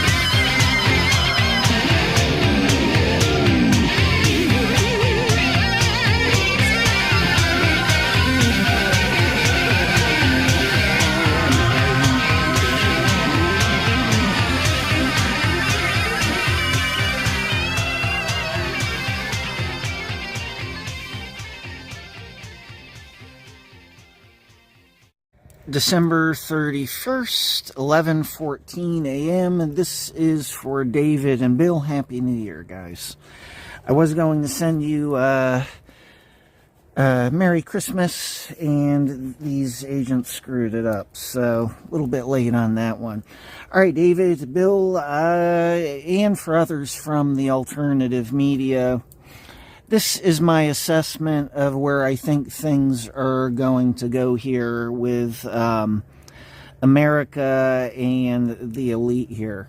There's no doubt that everything's about to collapse here in America. This is quite literally the point where the Jews who had money were leaving Germany. You got me on that one? This is that moment. I'm working on my agency file, which I'd sent off to agencies in 2014. I had sent it off to the Bay Kia, the Bay Nde. I might have sent it off to the Bay of Thao. I don't know if I did or not. I sent it off to the KGB, who are now the SVR, I believe, and I had sent it off to Mossad. I'd sent it off to the KGB and Mossad in, I believe that was December of 2014. At that point in time, I had already gotten Horvat exposed and the CIA was investigating. Might have sent it to a couple of other agencies as well. So I've had to clean it up because Horvat spiked it with technology viewpoints. In other words, I never had all sorts of viewpoints within that file. They only popped up literally when I did the file. They're technology viewpoints. I never had those viewpoints the entire time. You get it? So I've had to remove that shit. Then I've gone through it. My viewpoints are different from 2014. However, I've left the file as I basically sent it off. I wrote it from a different perspective and viewpoint because I had no understanding of how Horvat had gotten away with lying to agents and agencies. You get it? I could not figure it out. But the point is, I'm cleaning this up, and I see, well, German agencies knew all about almost everything, but they screwed up, and they screwed up because they didn't understand they were lied to in the first place. They didn't understand Horvat had deliberately held me in based on her psychology as a psychopath, and her agents and herself. They're doing what they want with this technology. Basically, they run as their own agency.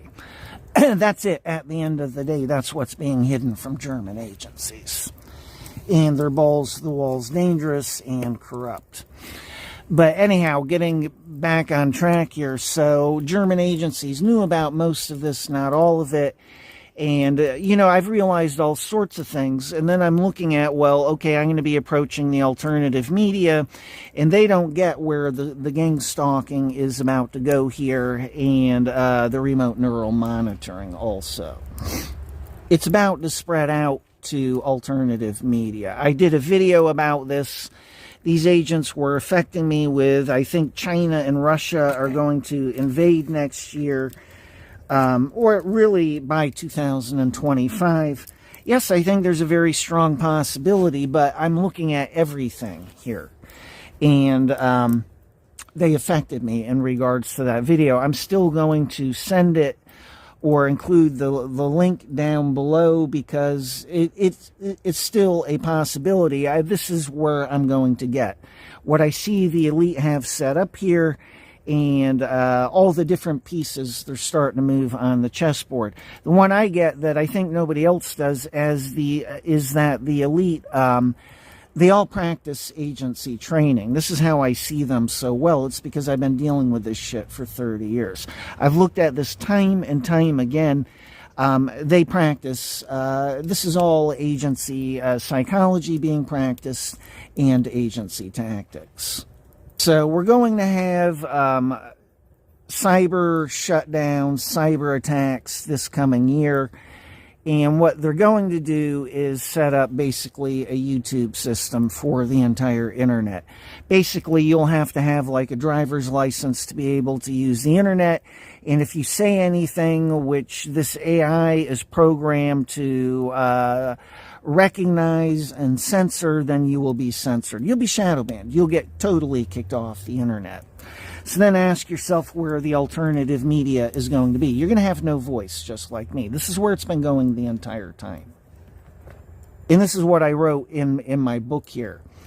It's going to be just like YouTube.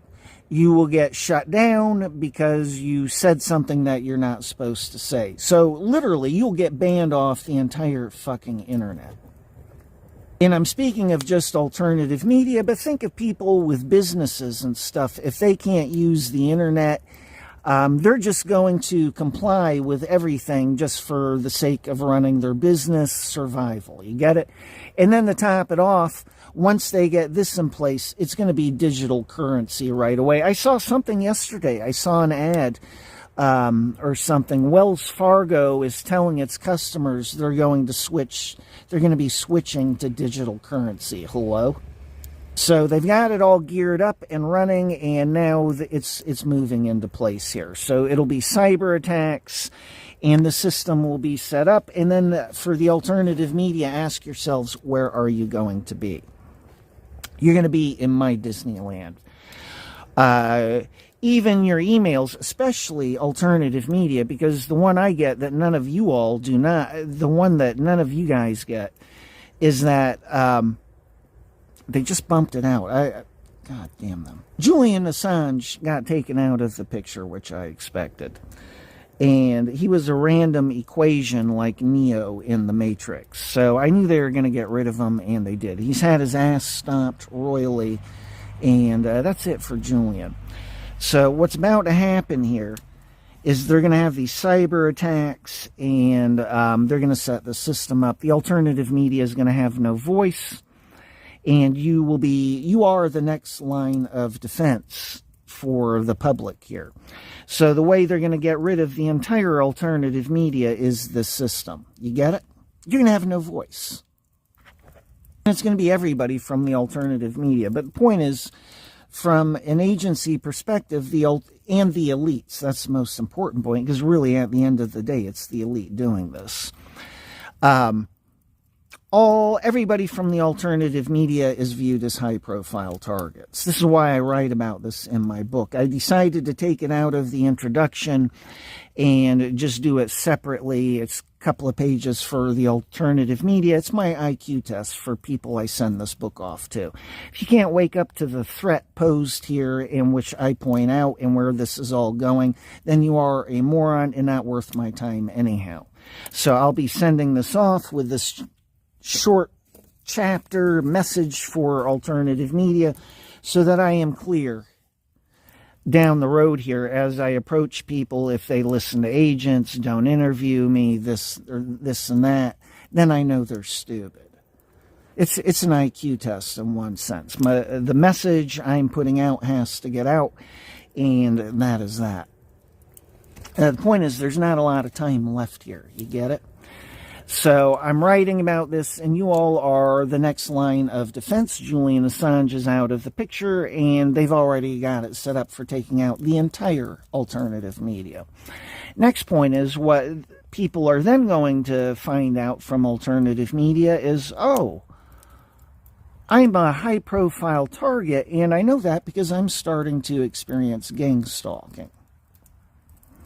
No doubt others, many, will also start to experience the remote neural monitoring the way I do.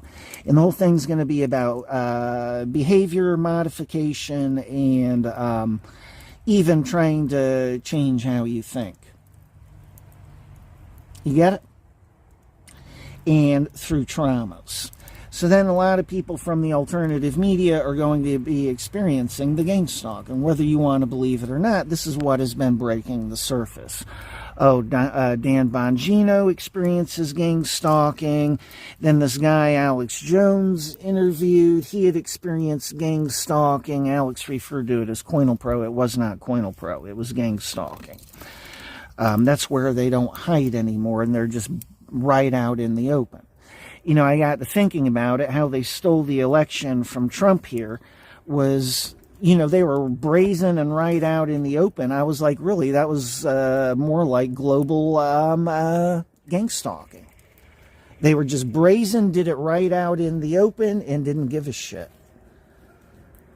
But the point is, Alex had interviewed this guy, and he was a high-profile target, and they were right out in the open with that guy. And he had a lot of money and stuff. He was from one of these, I think he was on the inside of one of these pharmaceutical companies, if I remember right. But the thing is, and then you see the CoinelPro smear campaigns happening to Tate, Paul Joseph Watson. They took a shot at Alex, Russell Brand. You got Julian Assange, all the same shit. Me, So yeah, all the way around, you see the gang stalking starting to break the surface. Paul Joseph Watson and those guys, they were dealing with just the COINTELPRO aspect. COINTELPRO is half of the gang stalking, and it's illegal. The other part of it is the MK Ultra stuff. The traumas are invisible, and the citizens therefore don't understand. They're really fucking up the head and the psychology of the people they are targeting. And quite frankly, they don't care. The way the FBI tries to pass it all off is with a sense of humor, oh, it's funny, and people see it differently than how it actually is. But they are delivering very large traumas in regards to the target and targeting the mental health of the target. This is what will be happening to people from the alternative media, many of them. And if you find this hard to believe, I am the canary in the coal mine, and what do I see? I see more and more of it breaking the surface here. It's at the tipping point. You get it? When they set up this new system, everybody from the alternative media is going to be shut down. You got it? So, and then everybody's going to find out, oh, the gang stalking is not just for the few, like me. I'm tempted to put a J in front of that. You got it? Because that's how I've been treated. Nobody has ascertained, measured the gang stalking correctly. It is just another word for fascism.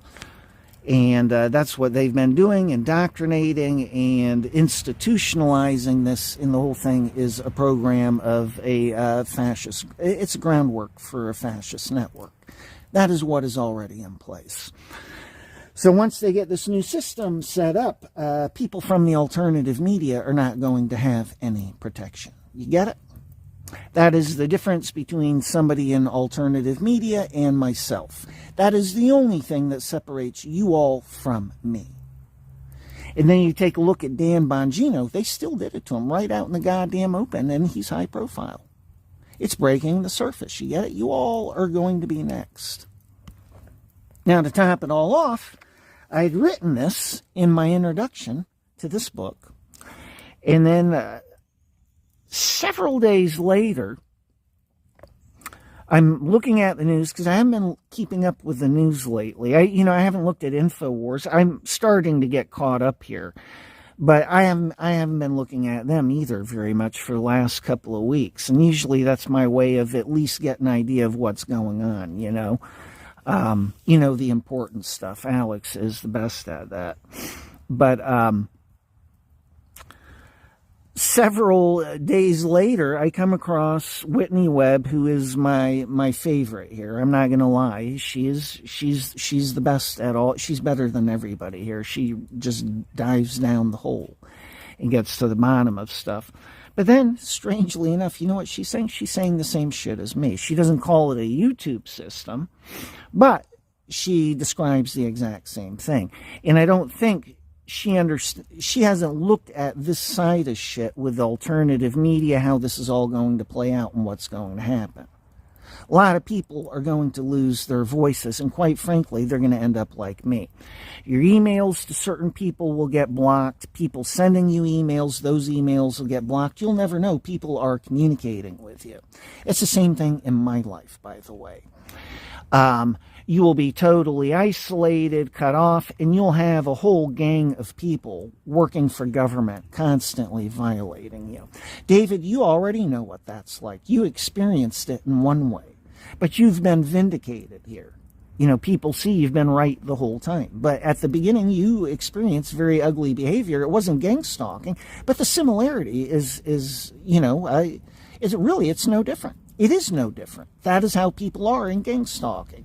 The ridicule, hitting you up, accosting you and laughing in your face, and being rude. That's all part of the gang stalking, but it's worse because then they're also coming into your apartment. You don't even own your own shit. They just come in, take what they want, move shit around. That's what Dan Bongino and his wife experienced. Hello? So the gang stalking's much worse, but this is where it's headed. Once they get that system in place, they're taking out the alternative media next. Do you get it? With the alternative media out of the way, there is nothing fucking stopping them. So then let's take a look at what's going to happen here. They're setting it up for civil war, and they've brought millions upon millions of illegals into the country. Many of these people are being given thousands of dollars a month for living, and they have benefits that all Americans do not have here. So they are becoming and made into the new citizens. Then what it looks like they're going to do, they're talking about, well, we're going to use all these immigrants for the army, and if they serve, then they can become a citizen. This is coming up. Yeah, well, what they're really going to do is they're going to take those immigrants, make them into soldiers, and they are going to be the ones fighting against people here. They will be quite literally used against Americans here. That's my best bet.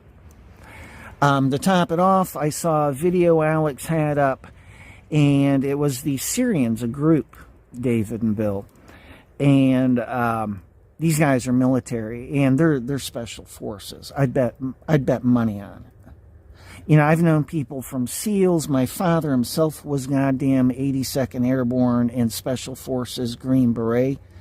You know how they said, well, we didn't go into Cambodia. Yeah, my dad knows all sorts of shit. It's past the time limit for the NDA, so he finally spoke to me about some of this shit. But the point is, those guys were special forces. And you'll note a lot of the Chinese, a lot of them seem to be military, or I see also spies. I see agents. And they will be coming in, and think about these people being made a part of the military. Their whole mission, they're going to be hell-bent on getting rid of Americans. So they will have people within the military more than willing to mow down Americans. You get it? And I think that is what that is really about. Then to top it all off, they're laying down the groundwork for a race war. We will have shitloads of migrants in the American military, and already racism has been restarted, fired here, thanks to all of these groups. And so it will be so the people will be divided. Then on top of that, we're going to have a hostile government here. One way, shape, or form, they're going to create armed conflict here. And I think at some point what they will finally do, I don't know how this is going to play out in time. So I want to be clear. Some of this could be happening in a couple of years, what have you. Eventually the government will do is they'll shut down the big cities with the military, and then they're going to do door-to-door gun confiscation. I've seen some prophecies about this, and I still think it's on the money. It makes total sense as to how they will collect a lot of the guns, and with the city shut down by the military, there's too much sense to it. They've been trying to get rid of the guns the entire time. So they'll shut down the big cities and do door-to-door gun confiscation, and then those cities will be totally controlled. And all of this is just, everything I speak of here is chaos. The other thing is the economy collapsing here. And the reason why America is the target is they want to prove that capitalism and democracy do not work. And so, of course, that's not the issue or problem. It's corrupt people just stealing all the money is the real issue. Works if you don't steal all the money. But they need America to go down to get rid of the idea of capitalism and democracy. So it's guaranteed we're slated for going right down the toilet here. And the key thing is going to be the internet. They're gonna take control of the internet first. Now, getting back to China and Russia, America has crossed a tipping point with the corruption. We have Biden to thank for that. This is where Trump was starting to turn things around for the better. He was good for the economy. He was good for stability. You name it. But they have been trying to provoke Russia, and really behind the scenes here, I think people have been having dreams about this. Russia and China attacking America with EMPs and taking America out. And it would be very easy for it to be done. Because, quite frankly, this country is already rotted out with corruption, and nobody seems to be expecting it. That's the key point. We'll get caught like the way Israel got caught with its pants down on, on holidays. You get it? And that's also in the cards here. And I figure if that is on the table behind the scenes here, and there's been movement to reflect this with Putin and China, there's been interactions and stuff, and I think even North Korea. So, it makes you wonder what's going on.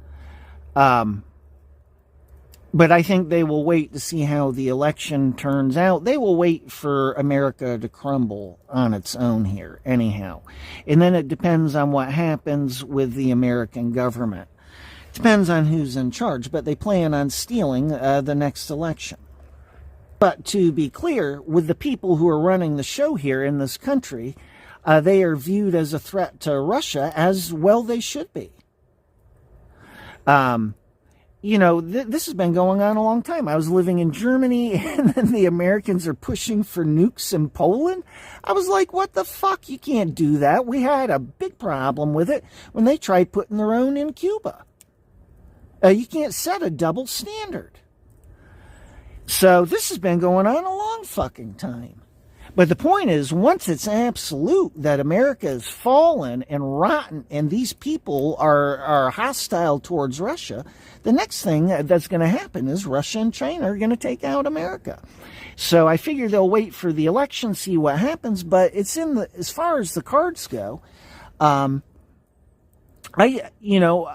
what I've seen also, people having dreams, really they're not dreams, they're visions about this. There's a difference. A lot of the people are seeing this in 2025, which also makes a lot of sense. And that's also in prophecies. David, I had my own first awakening experience, with the whole enlightenment thing. A couple of years before you had yours, I looked. And, the FBI was labeling me a kook and a conspiracy theorist way before you were.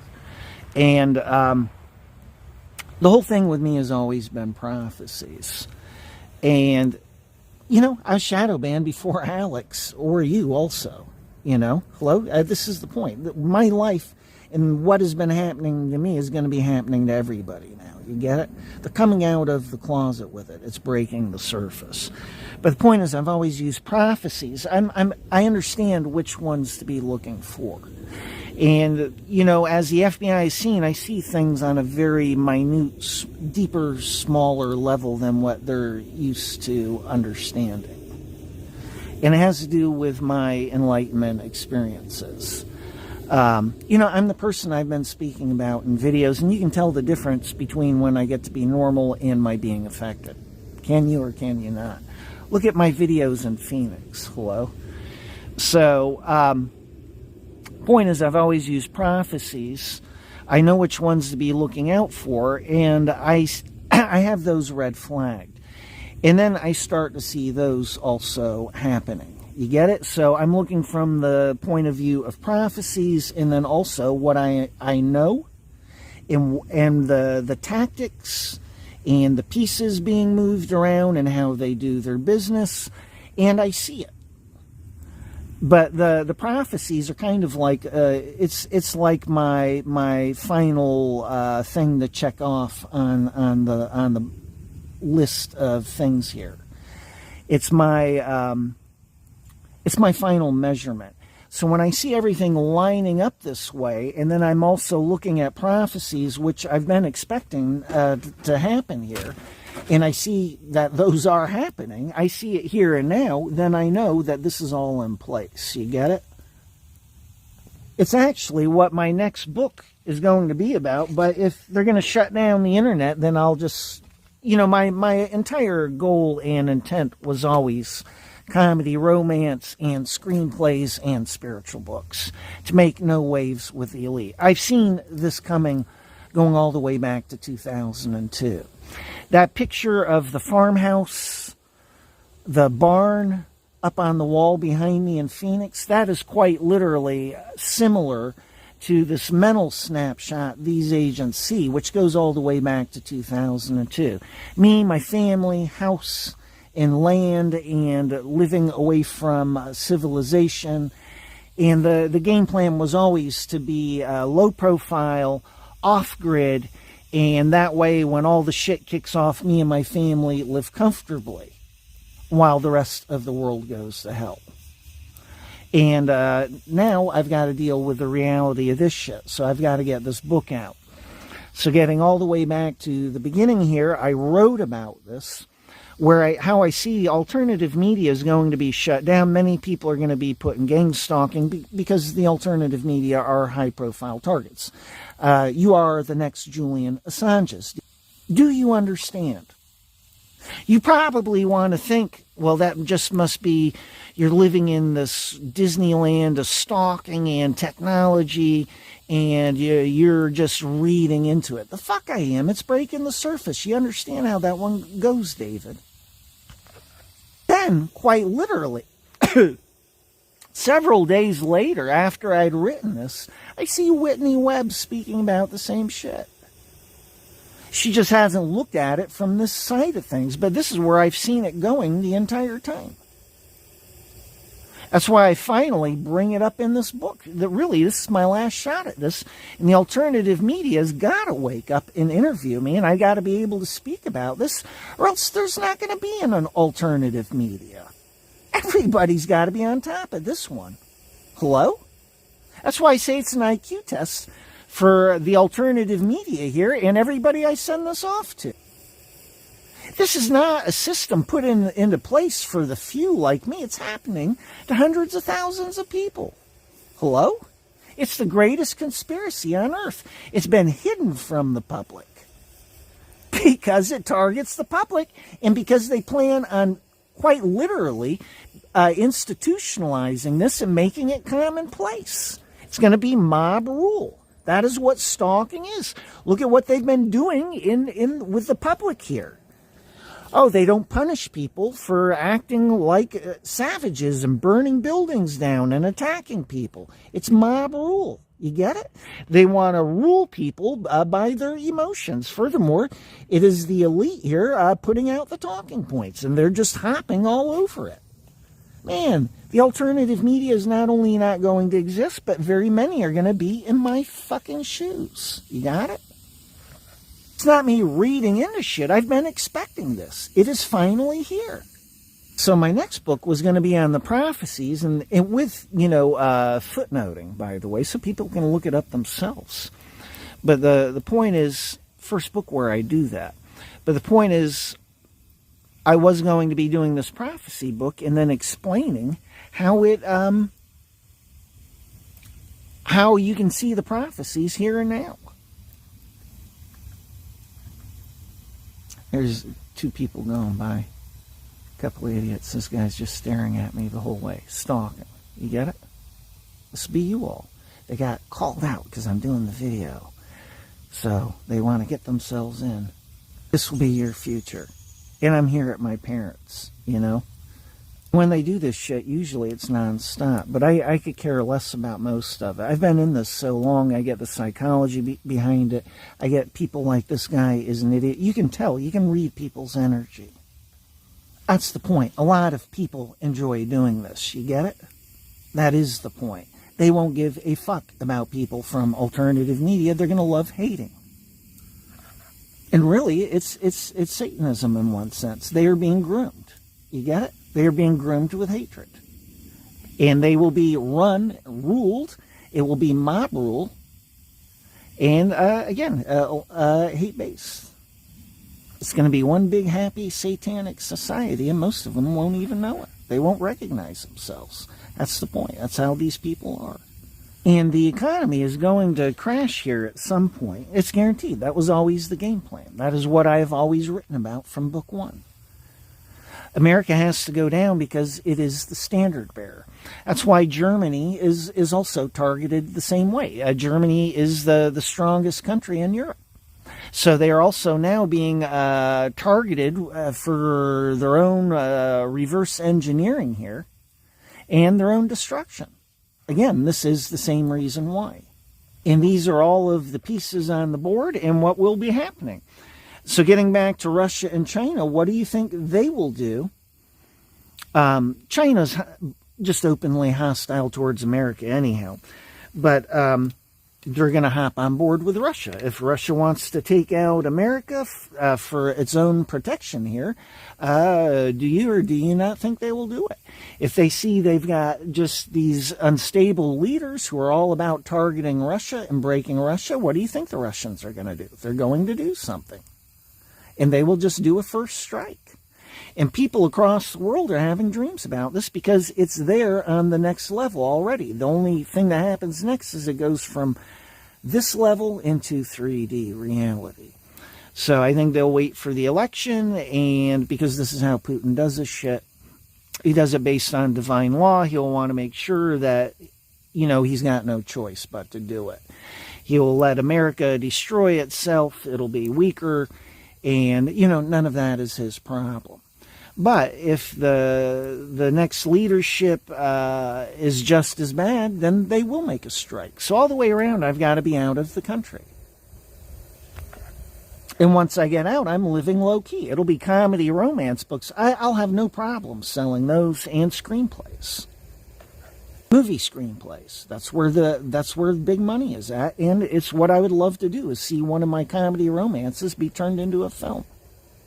See, from my end of things, David and Bill, my game plan has always been to get out, get the information out, and then be low-key and live a happy, quiet life. And then while the world is going down the toilet, I and my family will be comfortable and happy in one sense. That was always the game plan.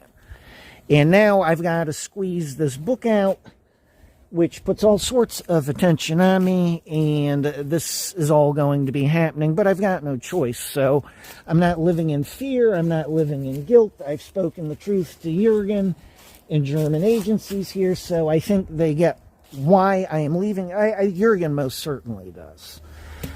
He gets the politics of this world and the players. He's the only agent I've met that I've got respect for on that regard.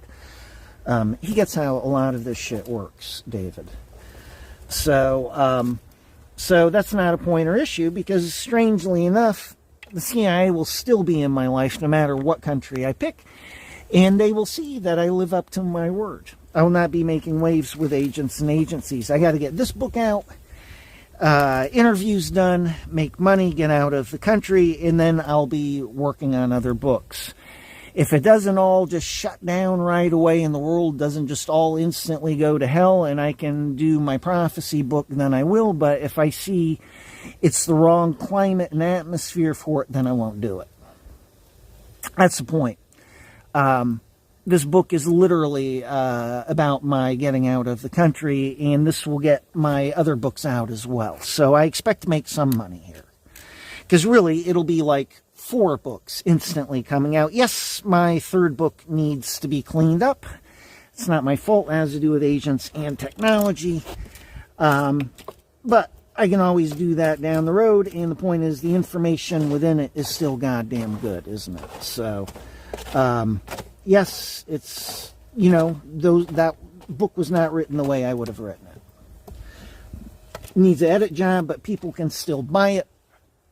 And it explains all sorts of stuff which people should know about. So I expect I will be selling more than just this book. People will be buying my other books. A Logical Guide is to Seeing and Understanding Corrupt Politicians is, for me, the ultimate book for giving to somebody who doesn't understand how this corrupt system works. In other words, somebody like your grandparents are like, well, why would they do that? That's really what that book explains. It explains the psychology and the nature of corruption. I think the book's brilliant. To be honest, I'm still proud as shit of that book. I literally wrote that with my own parents in mind. They were the template. Those were the people I had to wake up with that book. So I'm very proud of that book. And the book cover is brilliant. Everybody always loves the book cover. It was a good choice, So, but the point is, this book will get me money, and then it's going to be quiet, happy time for me. Oh, I'll be happy as shit. When I finally get to this stage of my life where I'm doing comedy romance, I'm going to be happy as fuck. And I'd be worrying about agents and agencies. Eventually, they'll have their fuck off time because there's not going to be anything to watch. They'll see I'm living up to my word, which really, it's not even my word. I just have no desire to paint a bullseye on me. That is what this book is going to do. But I've made myself clear. It's just this book and just these interviews, and then I'm done with it. If somebody were to contact me a year or two down the road, these agents looked and asked yesterday, they wanted to do interviews about this technology and this book, which I'm about to finish here and get out. In fact, I got to go to the coffee shop after this. They looked and they're like, well, would you do interviews? And I was like, well, at first I was like, yeah, if it'll drum up sales and money. For me, the thing is about money at this point. But then I was like, no, I don't know. A year or two down the road, I may not even want to be speaking about this shit because my life's going to be so totally different. I'm Mr. Instant. That's in the file here. And that's what that's about. I make up my mind, then it's made up. That's how I do my shit. Okay, I keep running out of memory and the camera keeps cutting off. As I was saying, that's how I do my shit, Jurgen. Make up my mind. I don't waste my time and energy. Once I make up my mind, it's in stone. It's that simple.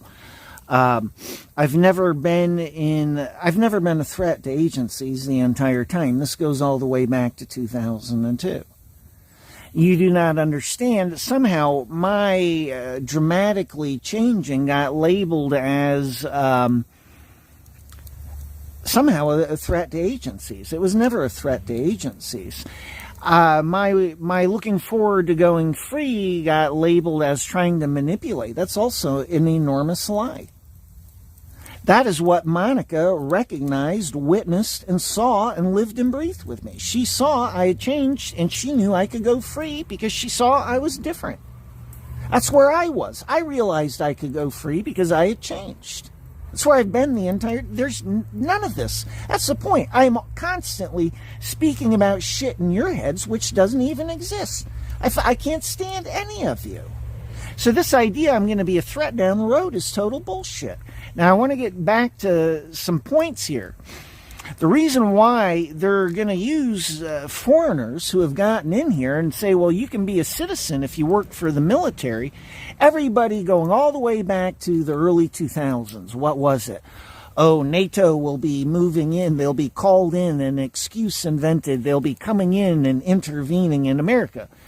That went on for so long, they know they can't just bring NATO in and use NATO on the country or something. I think they quite literally will use, people who are, quote, Americans now. They join the military, and as long as they do what the government wants, which is to go after real Americans, then they get to be citizens. Many of these people are already getting, a couple of $1,000s a month and have a place to live and shit. They're being made citizens. Quite literally, they want to replace the population. That is why it centers around race now. They plan on exterminating all the white people in this country the same way as South Africa. That is what they are going for. So they bring this up, they can serve in the military to become citizens, and everybody thinks they're looking at overseas. No, they're not. They're looking at right here.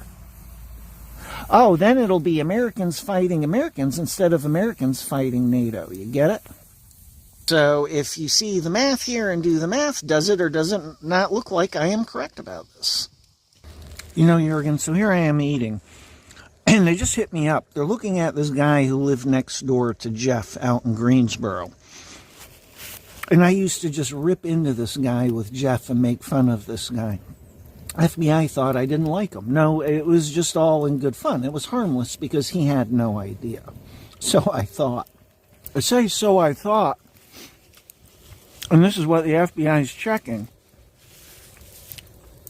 As I began to notice a change with him, and I figured somehow he knew what I was saying about him to Jeff. And they see this. You know, I viewed him as possible FBI, but he wasn't a bad guy. I didn't have anything against him. You know, in real life, if it had just been him and me, we would have gotten along just fine. The point is, my joking around and ripping into people is not, I can have fun with it and really get into it, but it's not really about malicious intent. It's not about, hating somebody. You get it? It's more about having fun. It's like doing a comedy. But I'm sure these idiots, all the way back then, they thought I didn't like the guy. Because Jeff was in the FBI's pocket. And he had asked me questions. So, Jeff, the FBI was clueless. I mean, the FBI were a bunch of fuck-ups back then, and they're a bunch of fuck-ups now. Do you realize, back then, I pretended to be angry. I acted it, and I said to Jeff, take a picture of me. I'm going to pretend to be angry and take some pictures. And he did. Later, the FBI used that in gang stalking because they thought I was angry in the picture. I wasn't even angry. You understand? This is where I've been. This is why I said I'm like a YouTuber. I'm much more conscious and do things with much more conscious intent than people realize. I pick up on, and I know that people are clueless about where I'm actually coming from, and I could care less. Many times, I'm just on their level and having fun with them. But where I'm actually coming from is somewhere different. You don't find that out unless you're on a more conscious level, and I open up to you in the first place, or you just see me and get me, and understand what it is in the first place. They're still idiots. Patsy picked this guy, no doubt a Fed, or somebody in tight with him at any rate, and Patsy thought that he and I would just click, and I view the guy as kind of, he's just, he's a nice guy, but I could make tons and tons of jokes about him. I say to Patsy, I always refer to this guy as Patsy's boyfriend. He's kind of a neo-maxi zoom dweeby. He's not a bad guy, but he's kind of, he doesn't get shit. So, but I don't have anything personally against the guy. I could get along with him, no doubt have a good conversation or something, but friendship, and he's not my kind of person at all. So they're constantly, it's always misprofile. They don't get jack shit. They have not. They do now. The point is, I make jokes about him. I use him as, I throw him in Patsy's face because, boy, she screwed up royally on that one. But the guy, he and I, hang on, squirrels. He and I have nothing in common, and I couldn't be friends with this guy. He's not the kind of person I could be friends with. So I want to get back on track. So you can see the gang stalking, and if you understand, with the gang stalking, if you're a high-profile target, guess what comes with it? Remote neural monitoring. It's actually what most people in the alternative media have on them right now. They've got a wiretap on them by agencies. They deal with the team agents, and they don't even know it. Most of the time, they never break the surface. They broke the surface with Carrie. She still didn't get it all figured out. Absolutely amazing. But, so you can only imagine, once this system kicks off, it'll be a lot of people finding out this is all real and true, this is where it's headed, and this is the way it actually is. So that's what InfraGard is for with the FBI here. They're institutionalizing the gang stalking and making it more and more commonplace. I saw where they were even revealing the goddamn files to citizens in InfraGard. Hello? Real professional. No, that's about indoctrinating people and creating a fascist army here. Who are they serving? Government. Do they care about the truth? No. Do they care about other human beings? No. There you go. All the way around, already it's off to a bad start, isn't it? But you see what my own game plan is. I'm stepping out from the entire picture and living a low-key life. Mamas! And that's my cat call. I'm going to be living a low-key life and hopefully a quiet, comfortable life if I can get everything together here in a short period of time. I envy him. He has options. He has choices. Look at me. Look at what my choices are and my options. I've got no choice. I got to get this book out. And I think Jurgen at least can clearly get this. So that's just good luck. Because of Jurgen, the Bacon will get where I'm coming from in this regard.